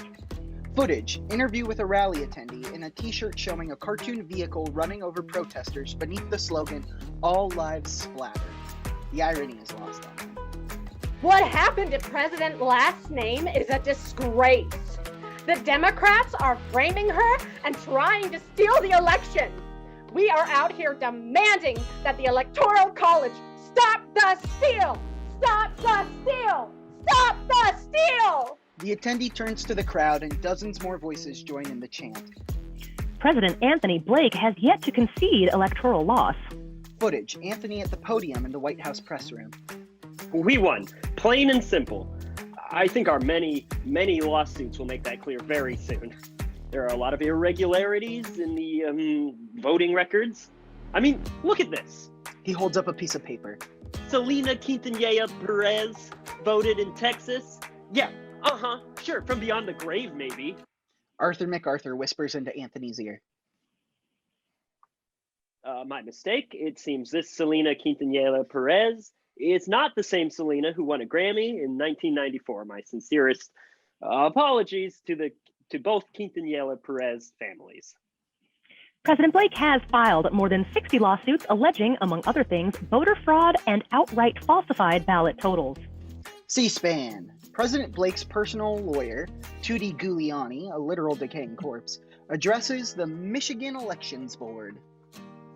As you can see, Your Honors, judges. The voting rolls clearly show irregularities, fake names, double votes. This entire election is a fraud. Mr. Giuliani, the only incidents of voter fraud uncovered so far were all votes for President Blake. The board member shuffles through some papers. Including you, Mr. Giuliani. You voted 6 different times in Michigan. 4 times for Lady Lastname and Anthony Blake, and twice for Ross Perot? So this is why I was disbarred in New York. Fox News. Janine Pirro, your mom's most racist coworker, screams at her audience. Democrats have once again pulled a con job on the American people. They pull the wool over our eyes, but we got scissors and we can cut big ol' eye holes. She drinks from the largest glass of wine you have ever seen. This whole Q scam was an inside job. They can't arrest a sitting president. They're canceling conservative voices just because we want every Democrat beheaded. And now they want Mr. Potato Head to have realistic genitalia. A graphic of Mr. Potato Head with a massive, highly detailed potato erection appears next to Janine's head. I mean, just look at this. This is sick. And am I aroused right now? I mean, absolutely. But I am not going to fuck this potato no matter how bad I want to. C-SPAN. Tutti Giuliani in court with his star witness, a disheveled and highly intoxicated woman he found in the street. And then the poll workers loaded up the ballots in the Antifa van and then drove it into the river. It's all true. I saw it with my own eyes. An Antifa van? Uh-huh. It was a big van, and it said, us piss on the side. Us piss? Do you mean USPS? Yeah, us piss. The drunk woman pisses herself. Oh, God, no. Get out of my courtroom, Mr. Giuliani. I'm throwing this case out. So this is why Borat's daughter didn't want to fuck me. Tutti Giuliani rips out a giant fart. Fade to black. In the dark, a dramatic movie trailer voice. In a world where darkness reigns. Quick shot of an angry mob fighting over food. Where death is invisible. Quick shot of an overcrowded hospital full of dying patients. Where our freedom is under attack. Quick shot of a man being dragged out of a store, yelling. A face mask is slapped over his mouth. One man dares to step up. A shot from behind of a man running down a fancy hallway, blasting a shotgun at several goons. One man seizes his destiny. The camera pans up the sweaty, muscular legs of a super tanned action hero. Now is totally jacked, torso, abs glistening. The man cocks a shotgun. The camera pans up further, revealing his face. It's Armie Hammer, his hair dyed bright red. One man stands between America and the COVID conundrum. Vaccinate this bitch! Armie Hammer fires his shotgun at the camera. The image explodes, revealing the title, The COVID Conundrum, in big flaming font. Armie Hammer is Drake Buckles. Armie Hammer smashes through a wall, firing 2 AR-15s into the air. An attractive blonde in skimpy shorts and a sexy doctor's jacket enters. She embraces Armie, kissing him passionately. With Amber Heard as the busty babe, Dr. Natasha Femininity. Not every disease can be cured with kisses. Another hot beefcake enters in short khaki shorts, a leather vest, and a large cowboy hat. And Chris Pratt as Kangaroo Roosevelt. Chris Pratt throws a boomerang, catching it perfectly. Billabong beauty! The COVID Conundrum in theaters this summer, or stream it on Quibi with Premier Access for $49.99. We pull back to exterior Washington, D.C. Two dudes watching the trailer on an iPhone. One dude is in a flamboyant Hawaiian shirt, the other nude from the waist up, his face painted red and blue. They are part of a huge crowd walking down the middle of the street. Ew, who would do this? A pandemic movie? That's gross. People are dying. It's too soon, man. The dude in the Hawaiian shirt shoves the iPhone into his pocket. Ready? I was born ready, baby. The shirtless dude puts on a large horned furry headdress. The dude in the Hawaiian shirt lifts up a large sign reading "Keep America White." We pan up to see they are part of a massive crowd of angry people gathering outside the gates of the White House. Super, January 6th, 2021. Exterior, White House lawn. A massive stage has been constructed in front of the White House, surrounded by bulletproof glass. On either side, two giant TV screens show a live stream of the speakers behind the onstage podium. Large banners display the slogans, "Fight for America" and "The future belongs to patriots," with the O in patriots replaced with a Q. Thousands of people have gathered, all of them in pro-Trump, pro-Q, pro-KKK, pro-white supremacy, pro-fascist attire. At the podium, Tutti Giuliani whips the audience into a frenzy. This election was stolen in 7 states. They picked states where they have crooked democratic cities where they can push everybody around. They laughed at me. They laughed at us. I'd never laugh at you, Tootie. Yes. The audience cheers. Tutti belches into the microphone. Thank you.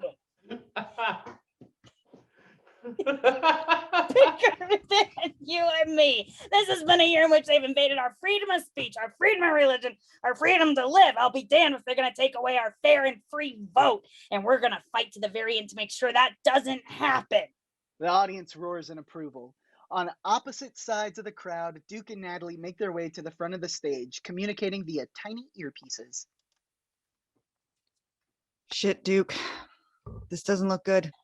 On stage, Tutti is drenched in sweat. Fresh brown hair dye runs down his face. I know the courage it takes to be out here. I know how you get ridiculed. Tutti wipes the running hair dye with his sleeve, smearing it across his forehead. Kook watches from the far edges of the crowd.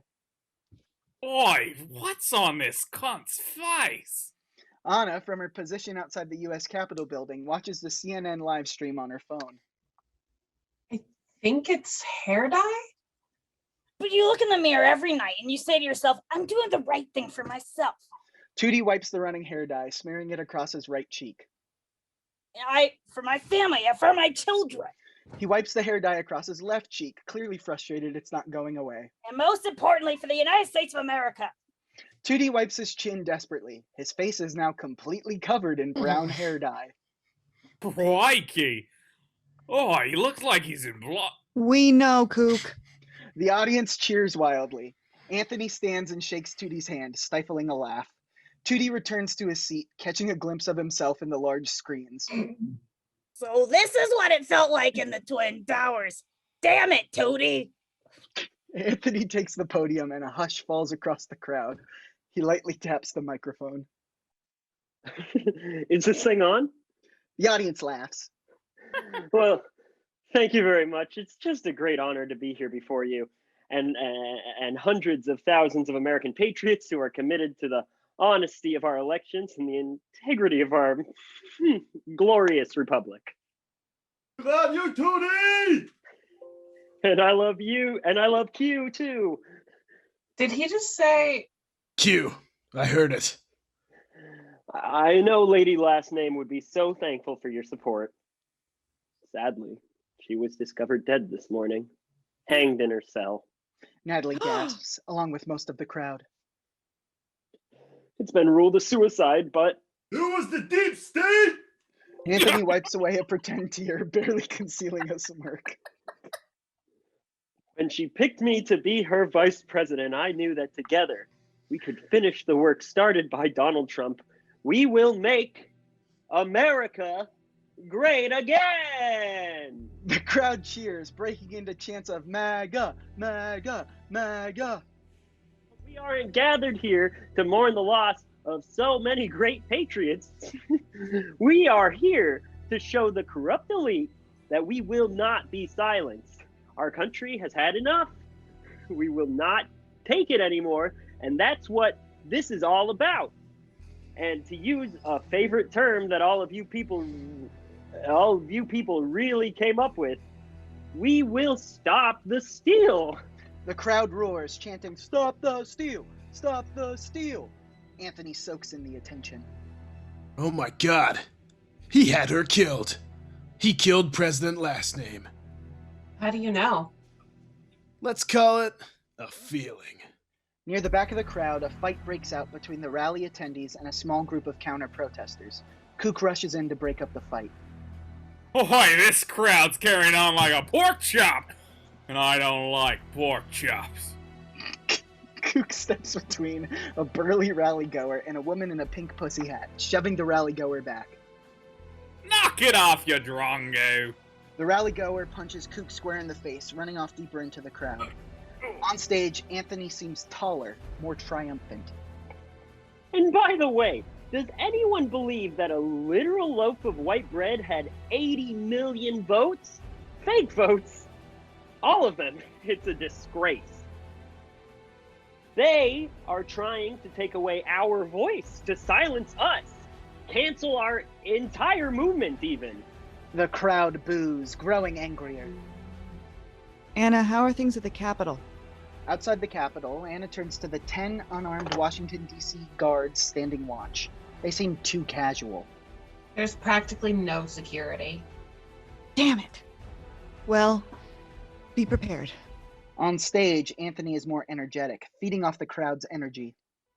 For years, Democrats have gotten away with election fraud and weak Republicans, and that's why there are so many weak Republicans. Let them do it. The party has lost its way. But only one voice has risen above the fray. Only one voice has brought us together. Our voice has rallied the troops of true Americans. QAnon. The crowd loses their shit. This is what they wanted to hear. No, we stopped Q. Didn't we? Duke stares at Anthony, suddenly recognizing the true threat. No. He just wanted us to think we did. This year, using the pretext of the China virus and the scam of mail-in ballots, Democrats attempted the most brazen and outrageous election theft. Right now, in the sacred Capitol building, they are plotting against us. They released this virus upon us. They killed Donald Trump. The cause of all your sorrows, all your pain, is right there. He points to the large Capitol dome, and the crowd's mood shifts. This is our moment. Everything Q has told us is true. Every conspiracy, all connected. Every struggle brought about by the way social justice cucks who want to see white Americans eradicated. Duke, whatever you're planning, you've got to do it now. Not yet. The crowd can't keep still. They are ready for action. We'll never take back our country with weakness. You have to show strength. We have to fight for what is ours. Today, we will be remembered. The world will see the real Americans. They will witness what happens when every problem, every flaw, every hastily patched over crack in the facade of democracy is brought to light. The crowd can barely be contained. They are hungry for blood. What are you doing, you sick son of a bitch? Behind closed doors, Congress is crowning the faulty king. They've bowed before the god of political correctness. They've declared war on American culture. Natalie pushes out of the crowd towards an empty space behind one of the TVs. Duke, do it now!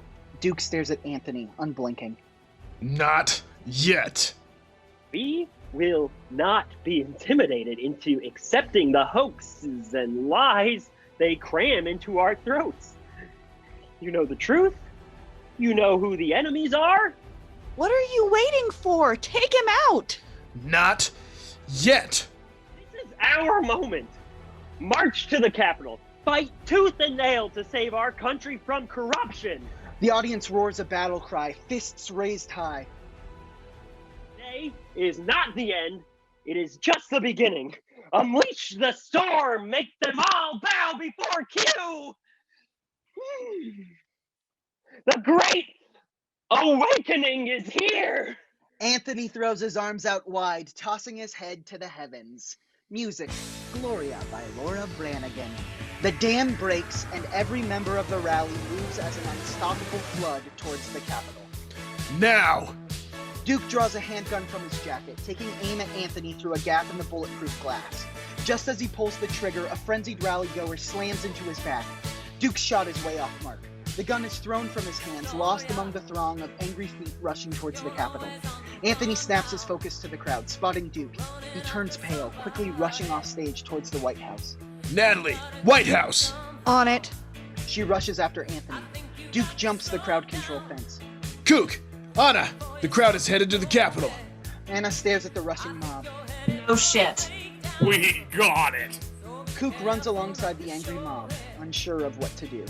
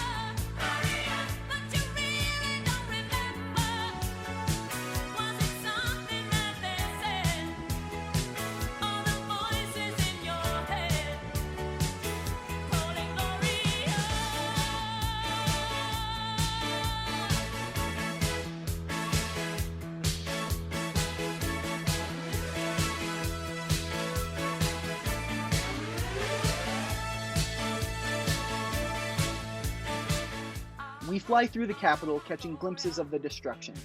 The man in the oxen headdress leads a band of rioters in Confederate Army uniforms towards the offices of Democratic representatives. 6 women in Moms for Q shirts loot Alexandria Ocasio-Cortez's office. Ben Shapiro, a tiny gnome of a man, runs out carrying AOC's shoes. His little wiener is rock hard. A man struggles to remove a portrait of Ronald Reagan. He bumps into the wall, firing the taser on his hip directly into his groin.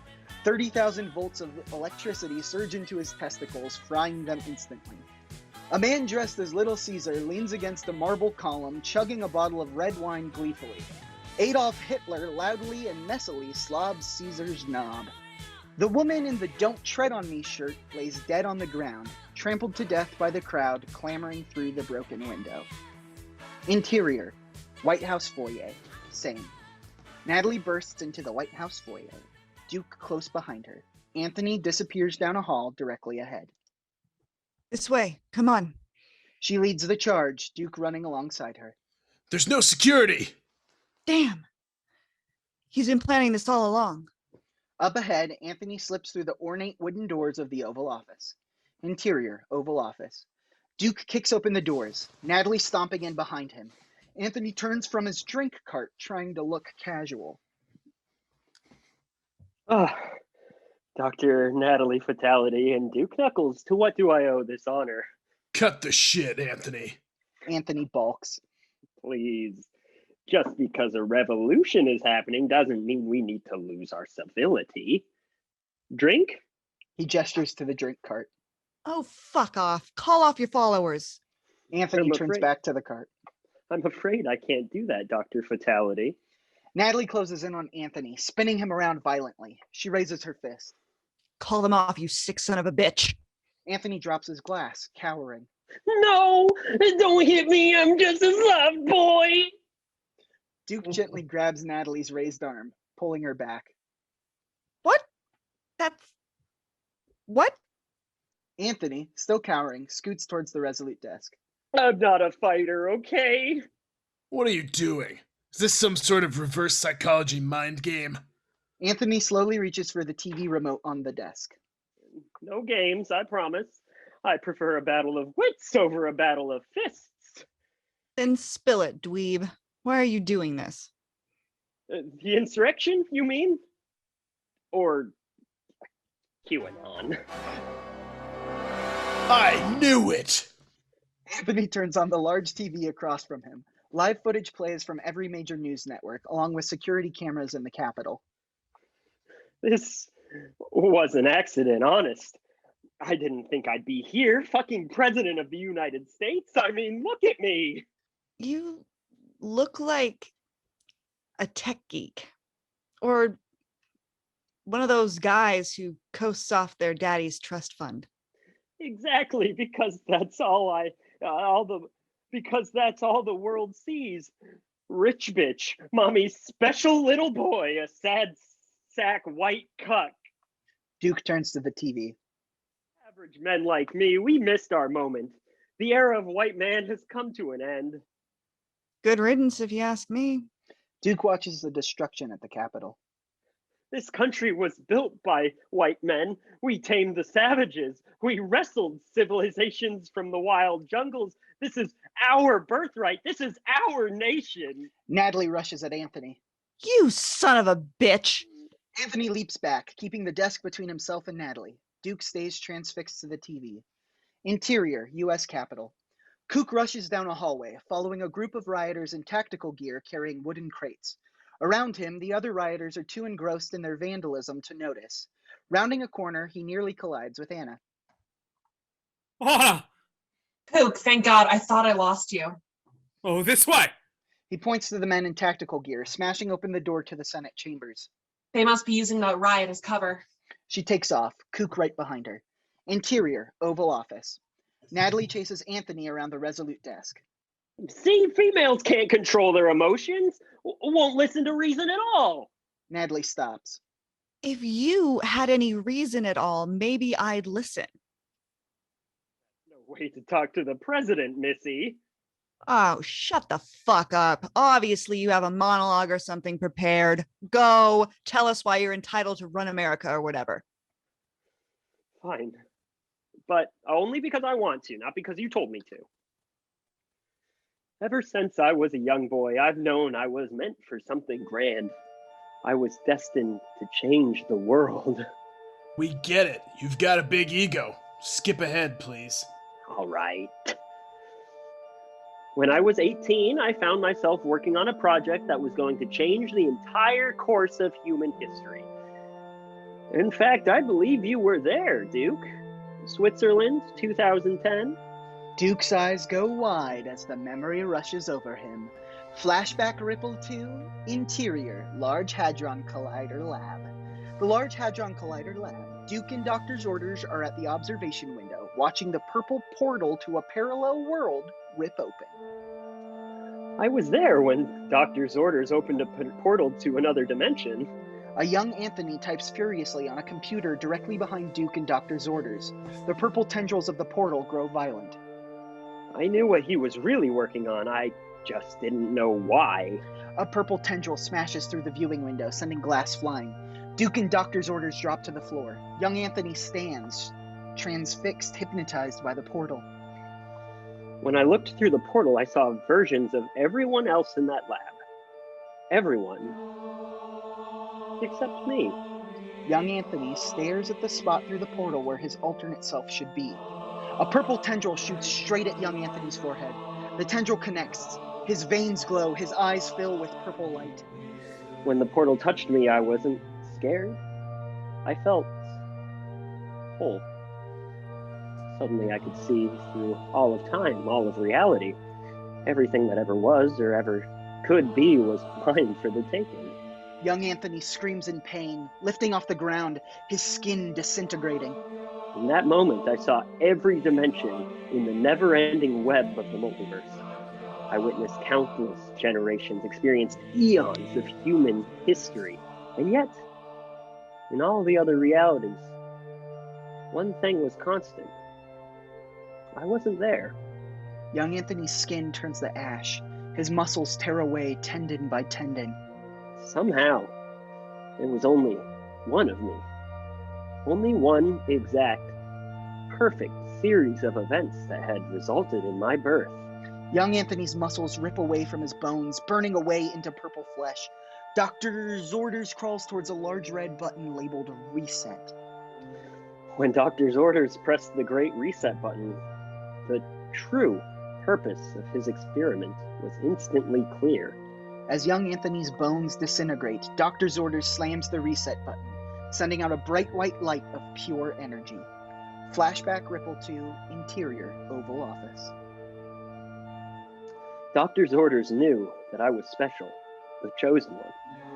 That I am a god. He wasn't trying to save reality, he was trying to save me. You're delusional. Anthony recoils as if slapped. Oh, no, I'm not. I'm not delusional, no. I'm the opposite of that. I'm the most delusional I've ever been. You're talking nonsense, Anthony. What happened to you was an accident. Tragic, yes, but that wasn't what Dr. Zorders was trying to do. You know what I've seen. The realities I've experienced. This reality was doomed from the start, and I'm the only person in this entire fucking place that knows the truth. I am Anthony Quentin Blake, and I am QAnon! Anthony rushes the Resolute desk. He tosses the large phone aside, revealing a hidden red button. Don't! Anthony, stop. Whatever you're planning next, it doesn't have to happen. Anthony grins. It does. For years, I've been searching for my purpose. I'm the only Anthony Quentin Blake in all of reality. Anthony is completely unhinged. He is no longer connected to reality. Sometimes a world is so broken, the only way to fix it is to burn it all down. Duke and Natalie lock eyes. Duke gives Natalie a, what the fuck look. Don't you see? I'm fixing things, restoring balance in this reality and soon every reality. Anthony, Q, whoever you are, you can walk away from this. Don't make us hurt you. Duke, you're part of this too, remember? I wouldn't have been able to pull this off without my keystone. The doors to the Oval Office swing open. From the dark White House hallway, in strolls Duke 2. To be of service, Q. Duke makes to topple his doppelganger. You son of a bitch! I trusted you! Duke 2 pulls out a pistol, pointing it at Duke and Natalie. Not so fast. Duke stops. Duke, how could you? He has a gun! Not you, dumbass, me. Duke 2 crosses behind Duke and Natalie. They raise their hands up. Please, have a seat. Duke 2 gestures to the couch with his gun. Duke and Natalie reluctantly take a seat. Duke 2 keeps his gun trained on them. Is everything in place?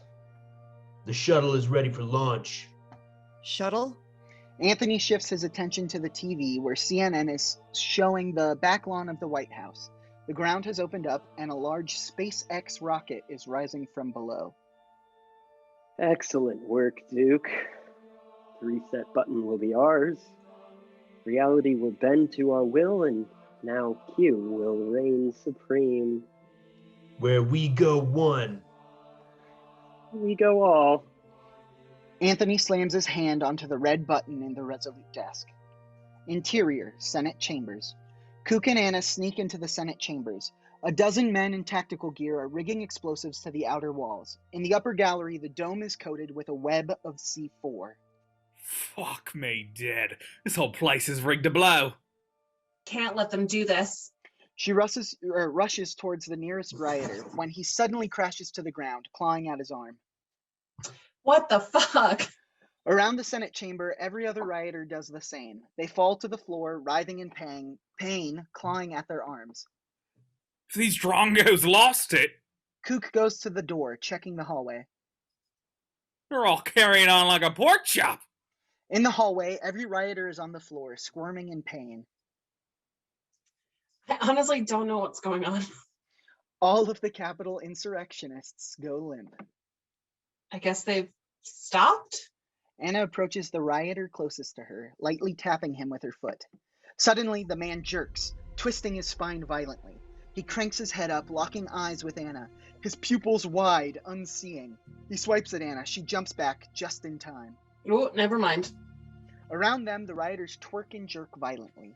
They flail and moan, chattering their teeth, trying hard to work back to their feet. In the hallway, the rioters claw at anything in sight, marble columns, smashed art, and each other.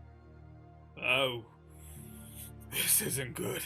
Kook goes to barricade the door. Anna backs towards the large speaker's podium in the center of the room. Kook, something is really wrong. Oh, they've chucked a sickie, all right. The rioters in the hallway tear each other apart, smashing, biting, clawing everything in sight. In the chamber, the men in tactical gear lunge at each other, destroying whatever they can get their hands on. Anna scrambles up the speaker's podium. Kook rushes to join her, narrowly avoiding a rioter as he slams into the desk of Senator Lindsay Graham. The contents of the desk go flying, including several magazines titled Wet and Waxed Twinks. What the fuck is going on? Anna tries desperately to communicate with Duke and Natalie through the earpiece. Natalie? Duke? Come in. Something really fucking weird is going on. Static. Interior, Oval Office. On the TV, a CNN reporter is running from the crazed mob, still trying to do her job. The situation has escalated. The mob seems to have turned on each other. It's total madness out here. A rioter tackles the reporter and the feed cuts out. What did you do? Nothing you wouldn't have. Anthony sends a sly smile to Duke, too. Duke stands up, fists clenched. Honestly, it's amazing how naive you two are. I mean, Duke, you are one of the CIA's best agents, and Dr. Fatality, you have 2 doctorates in, what was it again? Virology and... Contagionomy. Contagionomy, that's right. The world's foremost expert in contagious diseases, and yet you accepted our vaccine so quickly. You didn't. You wouldn't. Wouldn't what? Give you the recipe for a fake vaccine? That's not what we did, is it, Duke? I didn't help you. Not you. Oh, the vaccine was very real, completely effective against COVID-19, with a few extra benefits. Duke 2, and I built in a failsafe, a backup plan, a COVID Contingency. Anthony pulls a small vial from his pocket. A red liquid is suspended in the bottom half of the vial, with a white divider separating it from the dark purple liquid in the top half. Had you bothered to check the ingredients, Natalie, you would have discovered that the vaccine contains 2 chemicals, common in most vaccines, but never together: heterophil and opioids. When mixed with human blood... Anthony pulls the divider from the vial. The vaccine mixes with the blood, turning the liquid a rich, shiny black. Adrenochrome. On its own, adrenochrome has many benefits. It can regenerate dying cells, fight back against virtually any disease. Increase libido tenfold.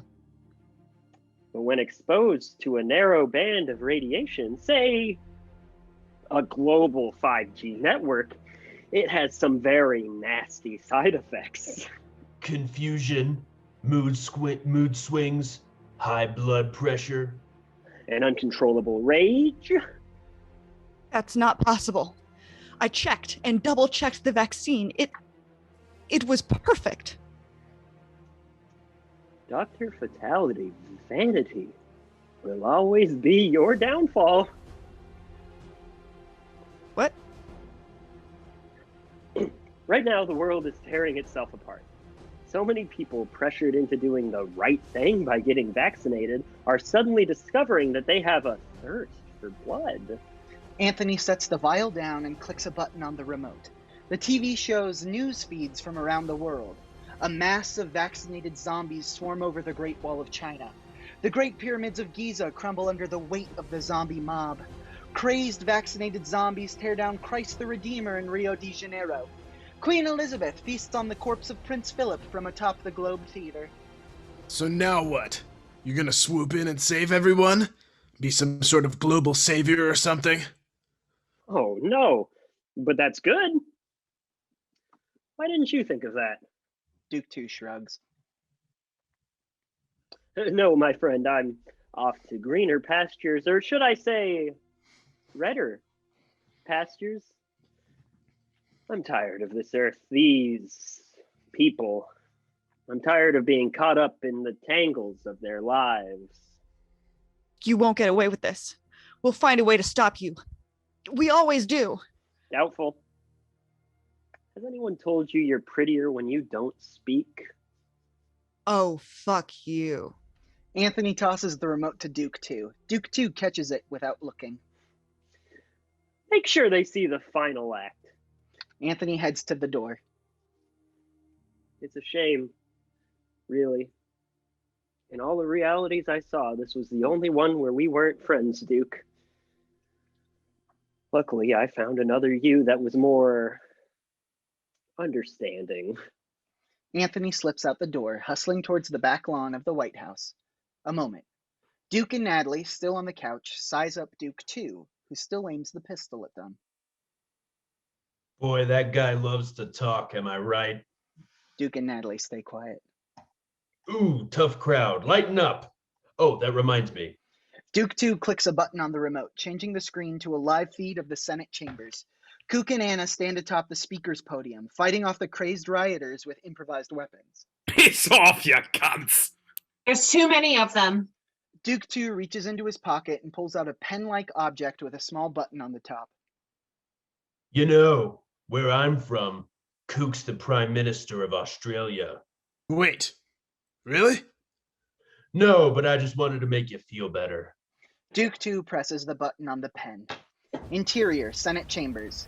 In Zack Snyder's super slow-mo, Kook and Anna yell, smacking the manic rioters with chairs and flagpoles. Behind them, the C4 wired to the building ignites. The rioters on the edges of the room are absorbed by the initial explosion.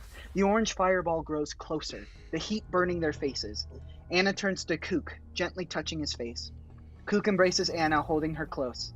The two are lifted into the air by the force of the explosion, two silhouettes in a sea of destruction. Interior, Oval Office. The feed cuts the static as half of the Capitol dome blows outward, releasing a large fireball and a dark plume of smoke. The sky turns a sickly shade of yellow. Duke falls to the floor in anguish. No! Natalie lunges at Duke 2. Duke 2 fires the pistol, barely missing her. She tackles him back into a large chair, sending them both sprawling to the floor. Natalie straddles Duke 2, punching him in the face repeatedly. You son of a bitch! You motherfucking son of a bitch! You killed them! Duke 2 catches Natalie's right arm and yanks her off of him. He scrambles to his feet, only to be met by Duke's right hook. Duke's fist connects, cutting open Duke 2's cheek. Duke swings a left hook, but Duke 2 ducks just in time. He jabs Duke in the side, then sweeps his legs. Duke falls to the floor. Natalie rights herself, charges Duke 2, and slams him into the Resolute desk. The wood cracks from the force of the impact. Oh, Natalie, you sweet little thing. Duke 2 kicks Natalie in the stomach, sending her flying into a bust of William Henry Harrison. The bust falls to the floor, plaster shards cover the carpet. Duke 2 dives for his pistol at the same time as Duke. The two Dukes fight over it, neither getting a strong grip. Duke wrestles it from Duke 2's grip, but Duke 2 spins his body around, wrapping his legs around Duke's hips. Duke 2 maneuvers himself on top of Duke. It looks like he's riding Duke cowgirl style. This is almost too easy. Duke 2 wrenches the gun from Duke's grip just as Natalie charges. Duke 2 takes aim. Duke smacks the gun from Duke 2's hands just as Duke 2 fires. The bullet hits Natalie in the shoulder and she collapses to the ground. Natalie, no! Duke, still pinned by Duke 2, flails at his alternate self. Duke 2 easily slaps his hands away. It's over, Duke. Embrace destiny. He grabs Duke by either side of his head, driving his thumbs into Duke's eyes. Duke cries out in pain. I'm not you. I'll never be like you. Duke 2 pushes his thumbs deeper into Duke's eyes. Duke screams in anguish. What does it feel like? Everything you stand for, everything you've ever done, everything your friends fought and died for meant nothing. Duke 2 digs in his thumbs deeper. Duke's left eye pops with a sickening squish. Blood and goo spray out from the socket. Duke screams. His hands flail around wildly, searching for a way out of Duke 2's grip. Who's going to destroy the reset button? This can never be undone. Duke clutches a sharp fragment of the broken bus. Are you as hard as I am right now? Duke stabs the plaster shard into Duke 2's right eye, sending the sharp piece straight through the back of his skull. Blood pours from Duke 2's face as he claws fruitlessly at it. Duke 2 falls backwards, releasing Duke. Blood spreads from his face, staining the white carpet. Duke, painfully, gets to his feet. He leans down and rips the eye patch off Duke 2, strapping it to his own face. He turns to see Natalie on the ground, pale from blood loss. Natalie! He rushes to her, helping her up into a chair. I'm fine. I'm fine. He grazed my humerus. Duke rips off the bottom of his shirt, jamming the piece onto her wound to stop the bleeding. Never changed, Duke. Duke and Natalie stare at each other tenderly. Romantic music swells as Duke and Natalie lean into each other. Their lips connect in a good Christian kiss. They suddenly pull apart. Ew! What was that? Why would we do that? I don't know. You kissed me. Tomato! Oh, well, I guess we could say we finally tried it. I can't believe I did that. I'm a lesbian. And I'm bi. An awkward moment. Duke, you have to stop Anthony. You have to stop Q. I will. You know what that means.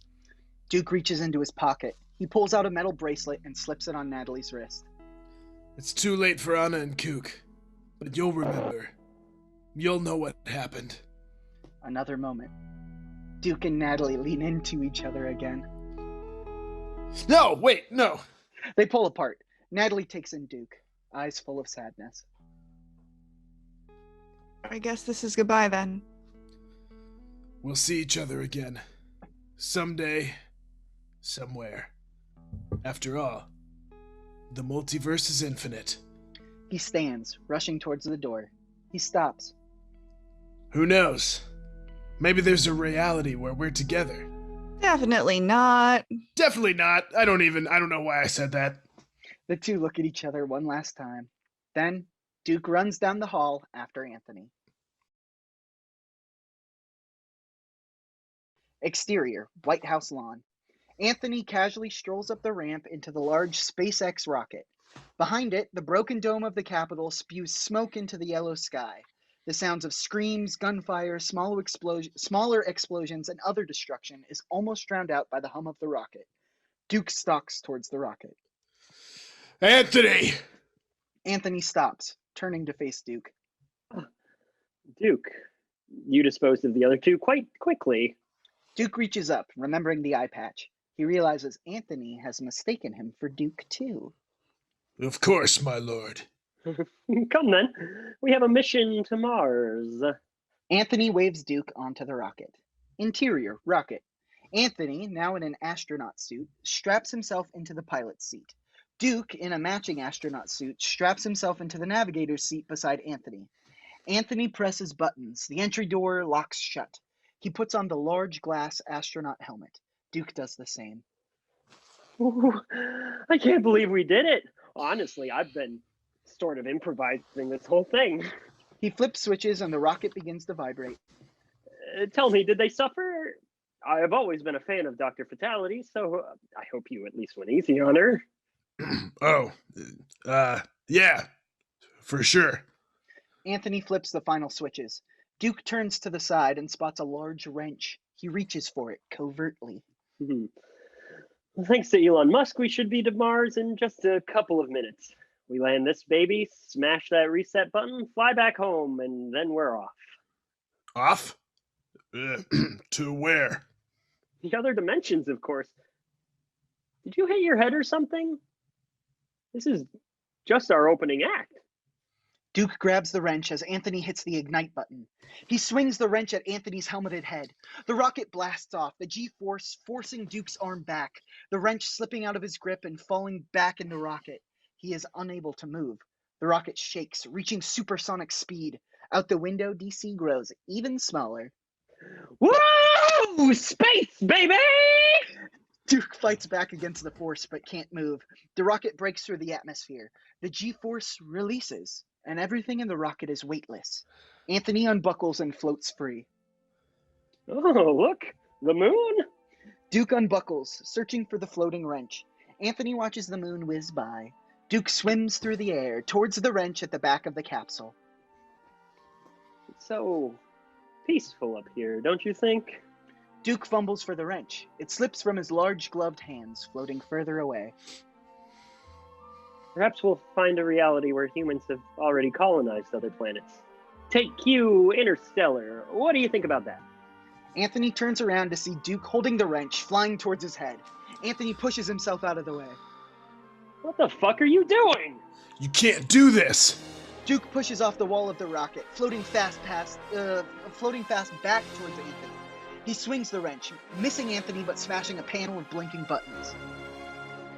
Duke, stop! We had an agreement! Duke throws the wrench at Anthony. It spins through the air and Anthony dodges. The wrench smashes another panel of buttons, setting off a beeping alarm. I'm not your Duke! Duke launches himself at Anthony, colliding into him. The rocket is quickly approaching Mars. The two men grapple awkwardly in their bulky spacesuits, neither able to land a firm blow. Knock it off! Anthony breaks free, pushing himself back towards his chair. Mars looms large in the front window. It's too late, we're nearly there! Anthony presses a couple buttons to begin the landing sequence. Duke floats up behind Anthony, grabbing the seat's straps, and wraps them around Anthony's neck. I won't let you destroy the reset button! Duke pulls the strap tighter. Stop! You're choking me! That's the idea! Duke pulls it even tighter. Ahead, Mars grows larger. Anthony flails around, choking. His hand settles on a thick book labeled Rocket Controls for Dummies. He swings the book back, smacking Duke's helmet. Duke's grasp loosens and Anthony slips out from under the strangling strap. Anthony leans forward to start the auto descent, but it is too late. The rocket begins to shake as it pierces through Mars's atmosphere. The G-force returns and Duke is thrown backwards in the rocket capsule. Anthony wrestles with the controls, but the rocket has been thrown off course. It hurtles towards the ground. Oh, fuck. The rocket crashes into the surface of Mars. The rocket collides with the ground, skittering across the rocky surface. A great cloud of red dust spreads from the impact, and pieces of the rocket break off as it continues to slide. The rocket skids to a stop, nearly crushing the Perseverance rover and the white dome beyond it. The rocket's nose taps an American flag hanging limply on a metal post. A moment. The door to the rocket slides open and Anthony leaps out. He falls safely to the surface, the lighter gravity of Mars slowing his descent. He runs towards the Perseverance rover, looking over his shoulder. Duke leaps from the rocket. Anthony! Q! Whoever you are, get back here! Anthony continues to run, struggling in the soft sand of Mars. I won't let you erase history! My history! Duke chases after him, running awkwardly through the sand and lighter gravity. He catches Anthony, tackling him to the ground. Get off! Get off! Get off! Give it up. You want to be remembered? Well, congrats. You're the man who burned down the world. That's not enough! Anthony tries to wiggle his way out from under Duke. So what? You're gonna burn every reality? That was the plan, yeah, but you destroyed my frickin' rocket! And you killed my friends! Duke pulls Anthony up and slams him back into the ground. Anthony's hand connects with a jagged rock. He grabs it. You know what it feels like? To experience all of time, every possible reality, just to learn that you meant nothing, an insignificant blip in the annals of time? That's life, buddy. Not everyone is born great. Maybe. But some have greatness thrust upon them! Anthony brings the rock up, smashing it into Duke's helmet. The glass cracks, venting oxygen into Mars's carbon dioxide-rich air. Duke falls backwards. Anthony scrambles up, rushing towards the white dome. Interior, white dome. The door to the dome slides open. The large space is empty except for a gray pedestal. On top of the pedestal sits a large red button labeled Reset. Anthony approaches it, still holding the rock. Finally, I will be immortal. Remembered forever. He reaches the button and raises the rock high. Everyone will know my name. Anthony Quinton Blake, the chosen one. Q, the greatest of all patriots. The great awakening is eternal. He swings the rock down, but stops suddenly. He drops the rock to the side. He spits out blood. It smears down the dome of his helmet. A large metal rod rips through his chest. An American flag stained with blood unfurls from the rod. Where we go. One. Duke Knuckles, wheezing, digs the flagpole deeper through Anthony. Anthony turns pale. The life fades from his eyes. Duke drops the flagpole with Anthony to the ground. He approaches the button as moments with his friends flash before his eyes. Just in case, firing an AK-47 at enemy combatants, smiling. Kook, jet skiing through shark-infested waters, smiling. Lydia Bean being crowned New Year's Queen, smiling. Jack Justice spraying a fire hose at a raging fire, smiling. Anonymity winning a game of chess, smiling. Natalie Fatality tripping and dropping a big bowl of spaghetti on the ground, smiling. Duke looks down at Anthony's corpse. See you in 2016, bitch. He slams his hand onto the button. A ring of white light rushes out from the button, consuming everything. Reality is reset.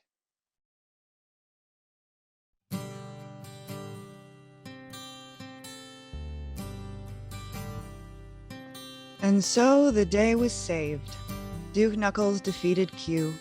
He reset reality to 2016. Before Trump, before COVID, before all of it. A woman in a wheelchair is released from the hospital. Her family rushes to embrace her. He gave us a second chance. A group of volunteers cheer as they finish building a house for a needy family. Another chance to do good, to be better, to live. A man delivers blankets to a group of unhoused people sleeping in the street. The world will never know what Duke did, how close we were to tearing ourselves apart. The culture wars, the political violence, the goddamn virus. It's still not perfect, but it's a start. Donald Trump is dragged from Trump Tower by a squad of FBI agents. Lady Lastname rips up an application to run for Senate. Mike Pence stares wistfully at a hunky fireman calendar as his wife yells at him. We will remember, and we will keep his history in our hearts. We won't let his sacrifice be for nothing. Jack Justice saves a child from a burning building. He looks to the night sky at the red glow of Mars. Kook knocks on the door of a cabin in the Swiss Alps. A busty maid opens the door, grinning. She throws her arms around him, kissing him deeply. Dr. Justin Case greets Natalie in the lobby of the WHO, whisking her off to the lab. In Towns Creek, a paper boy rides down the street. He tosses a paper at Lydia Bean's feet. The headline reads, "World at peace. Nothing of note happened." We beat on, working together to build a better world where we look after each other, where we protect each other. Anna hangs a framed photo of Duke on her office wall. Duke has his arm thrown around just in case. They are both grinning. Natalie reads a book titled The Multiverse, Making Contact with the Other Side by Dr. Large Sorters. At last, we can breathe. We can love. We can hope again. we can have the lives we were meant to have.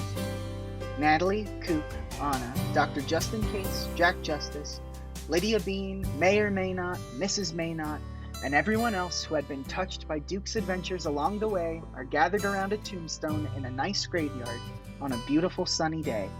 The tombstone reads simply, Duke Knuckles, friend to all. You can rest, Duke. You've given us the greatest gift we could ever ask for.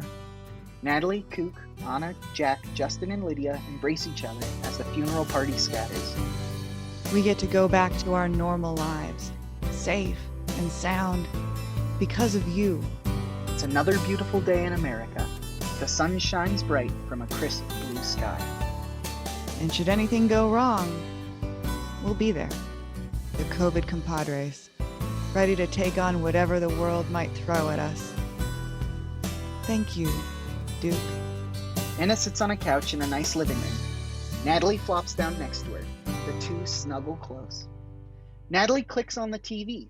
CNN is showing the results of the 2016 election. Introducing the 45th President of the United States, Kanye West.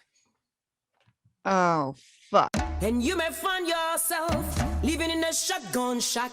And you may find yourself in another part of the world. And you may find yourself behind the wheel of a large automobile. And you may find yourself in a beautiful house with a beautiful wife. And you may ask yourself, well, how did I get here? Letting the days go by. Letting the days go by. Into the blue again. Once in a lifetime. And you may ask yourself, how do I work this? And you may ask yourself, where is that large automobile? And you may tell yourself, this is not my beautiful house. And you may tell yourself, this is not my beautiful wife. Interior. NASA control room, night.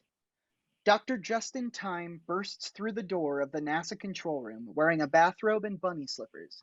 The gathered scientists are a flurry of activity. Dr. Time, you've got to see this. Is something wrong? I thought the secret base was running fine. But it is, sir, but look. The intern gestures to the view screen. An astronaut sits on a large rock facing the camera of the Curiosity rover, waving. The astronaut lifts the metallic cover of the helmet, revealing his face. Oh my God.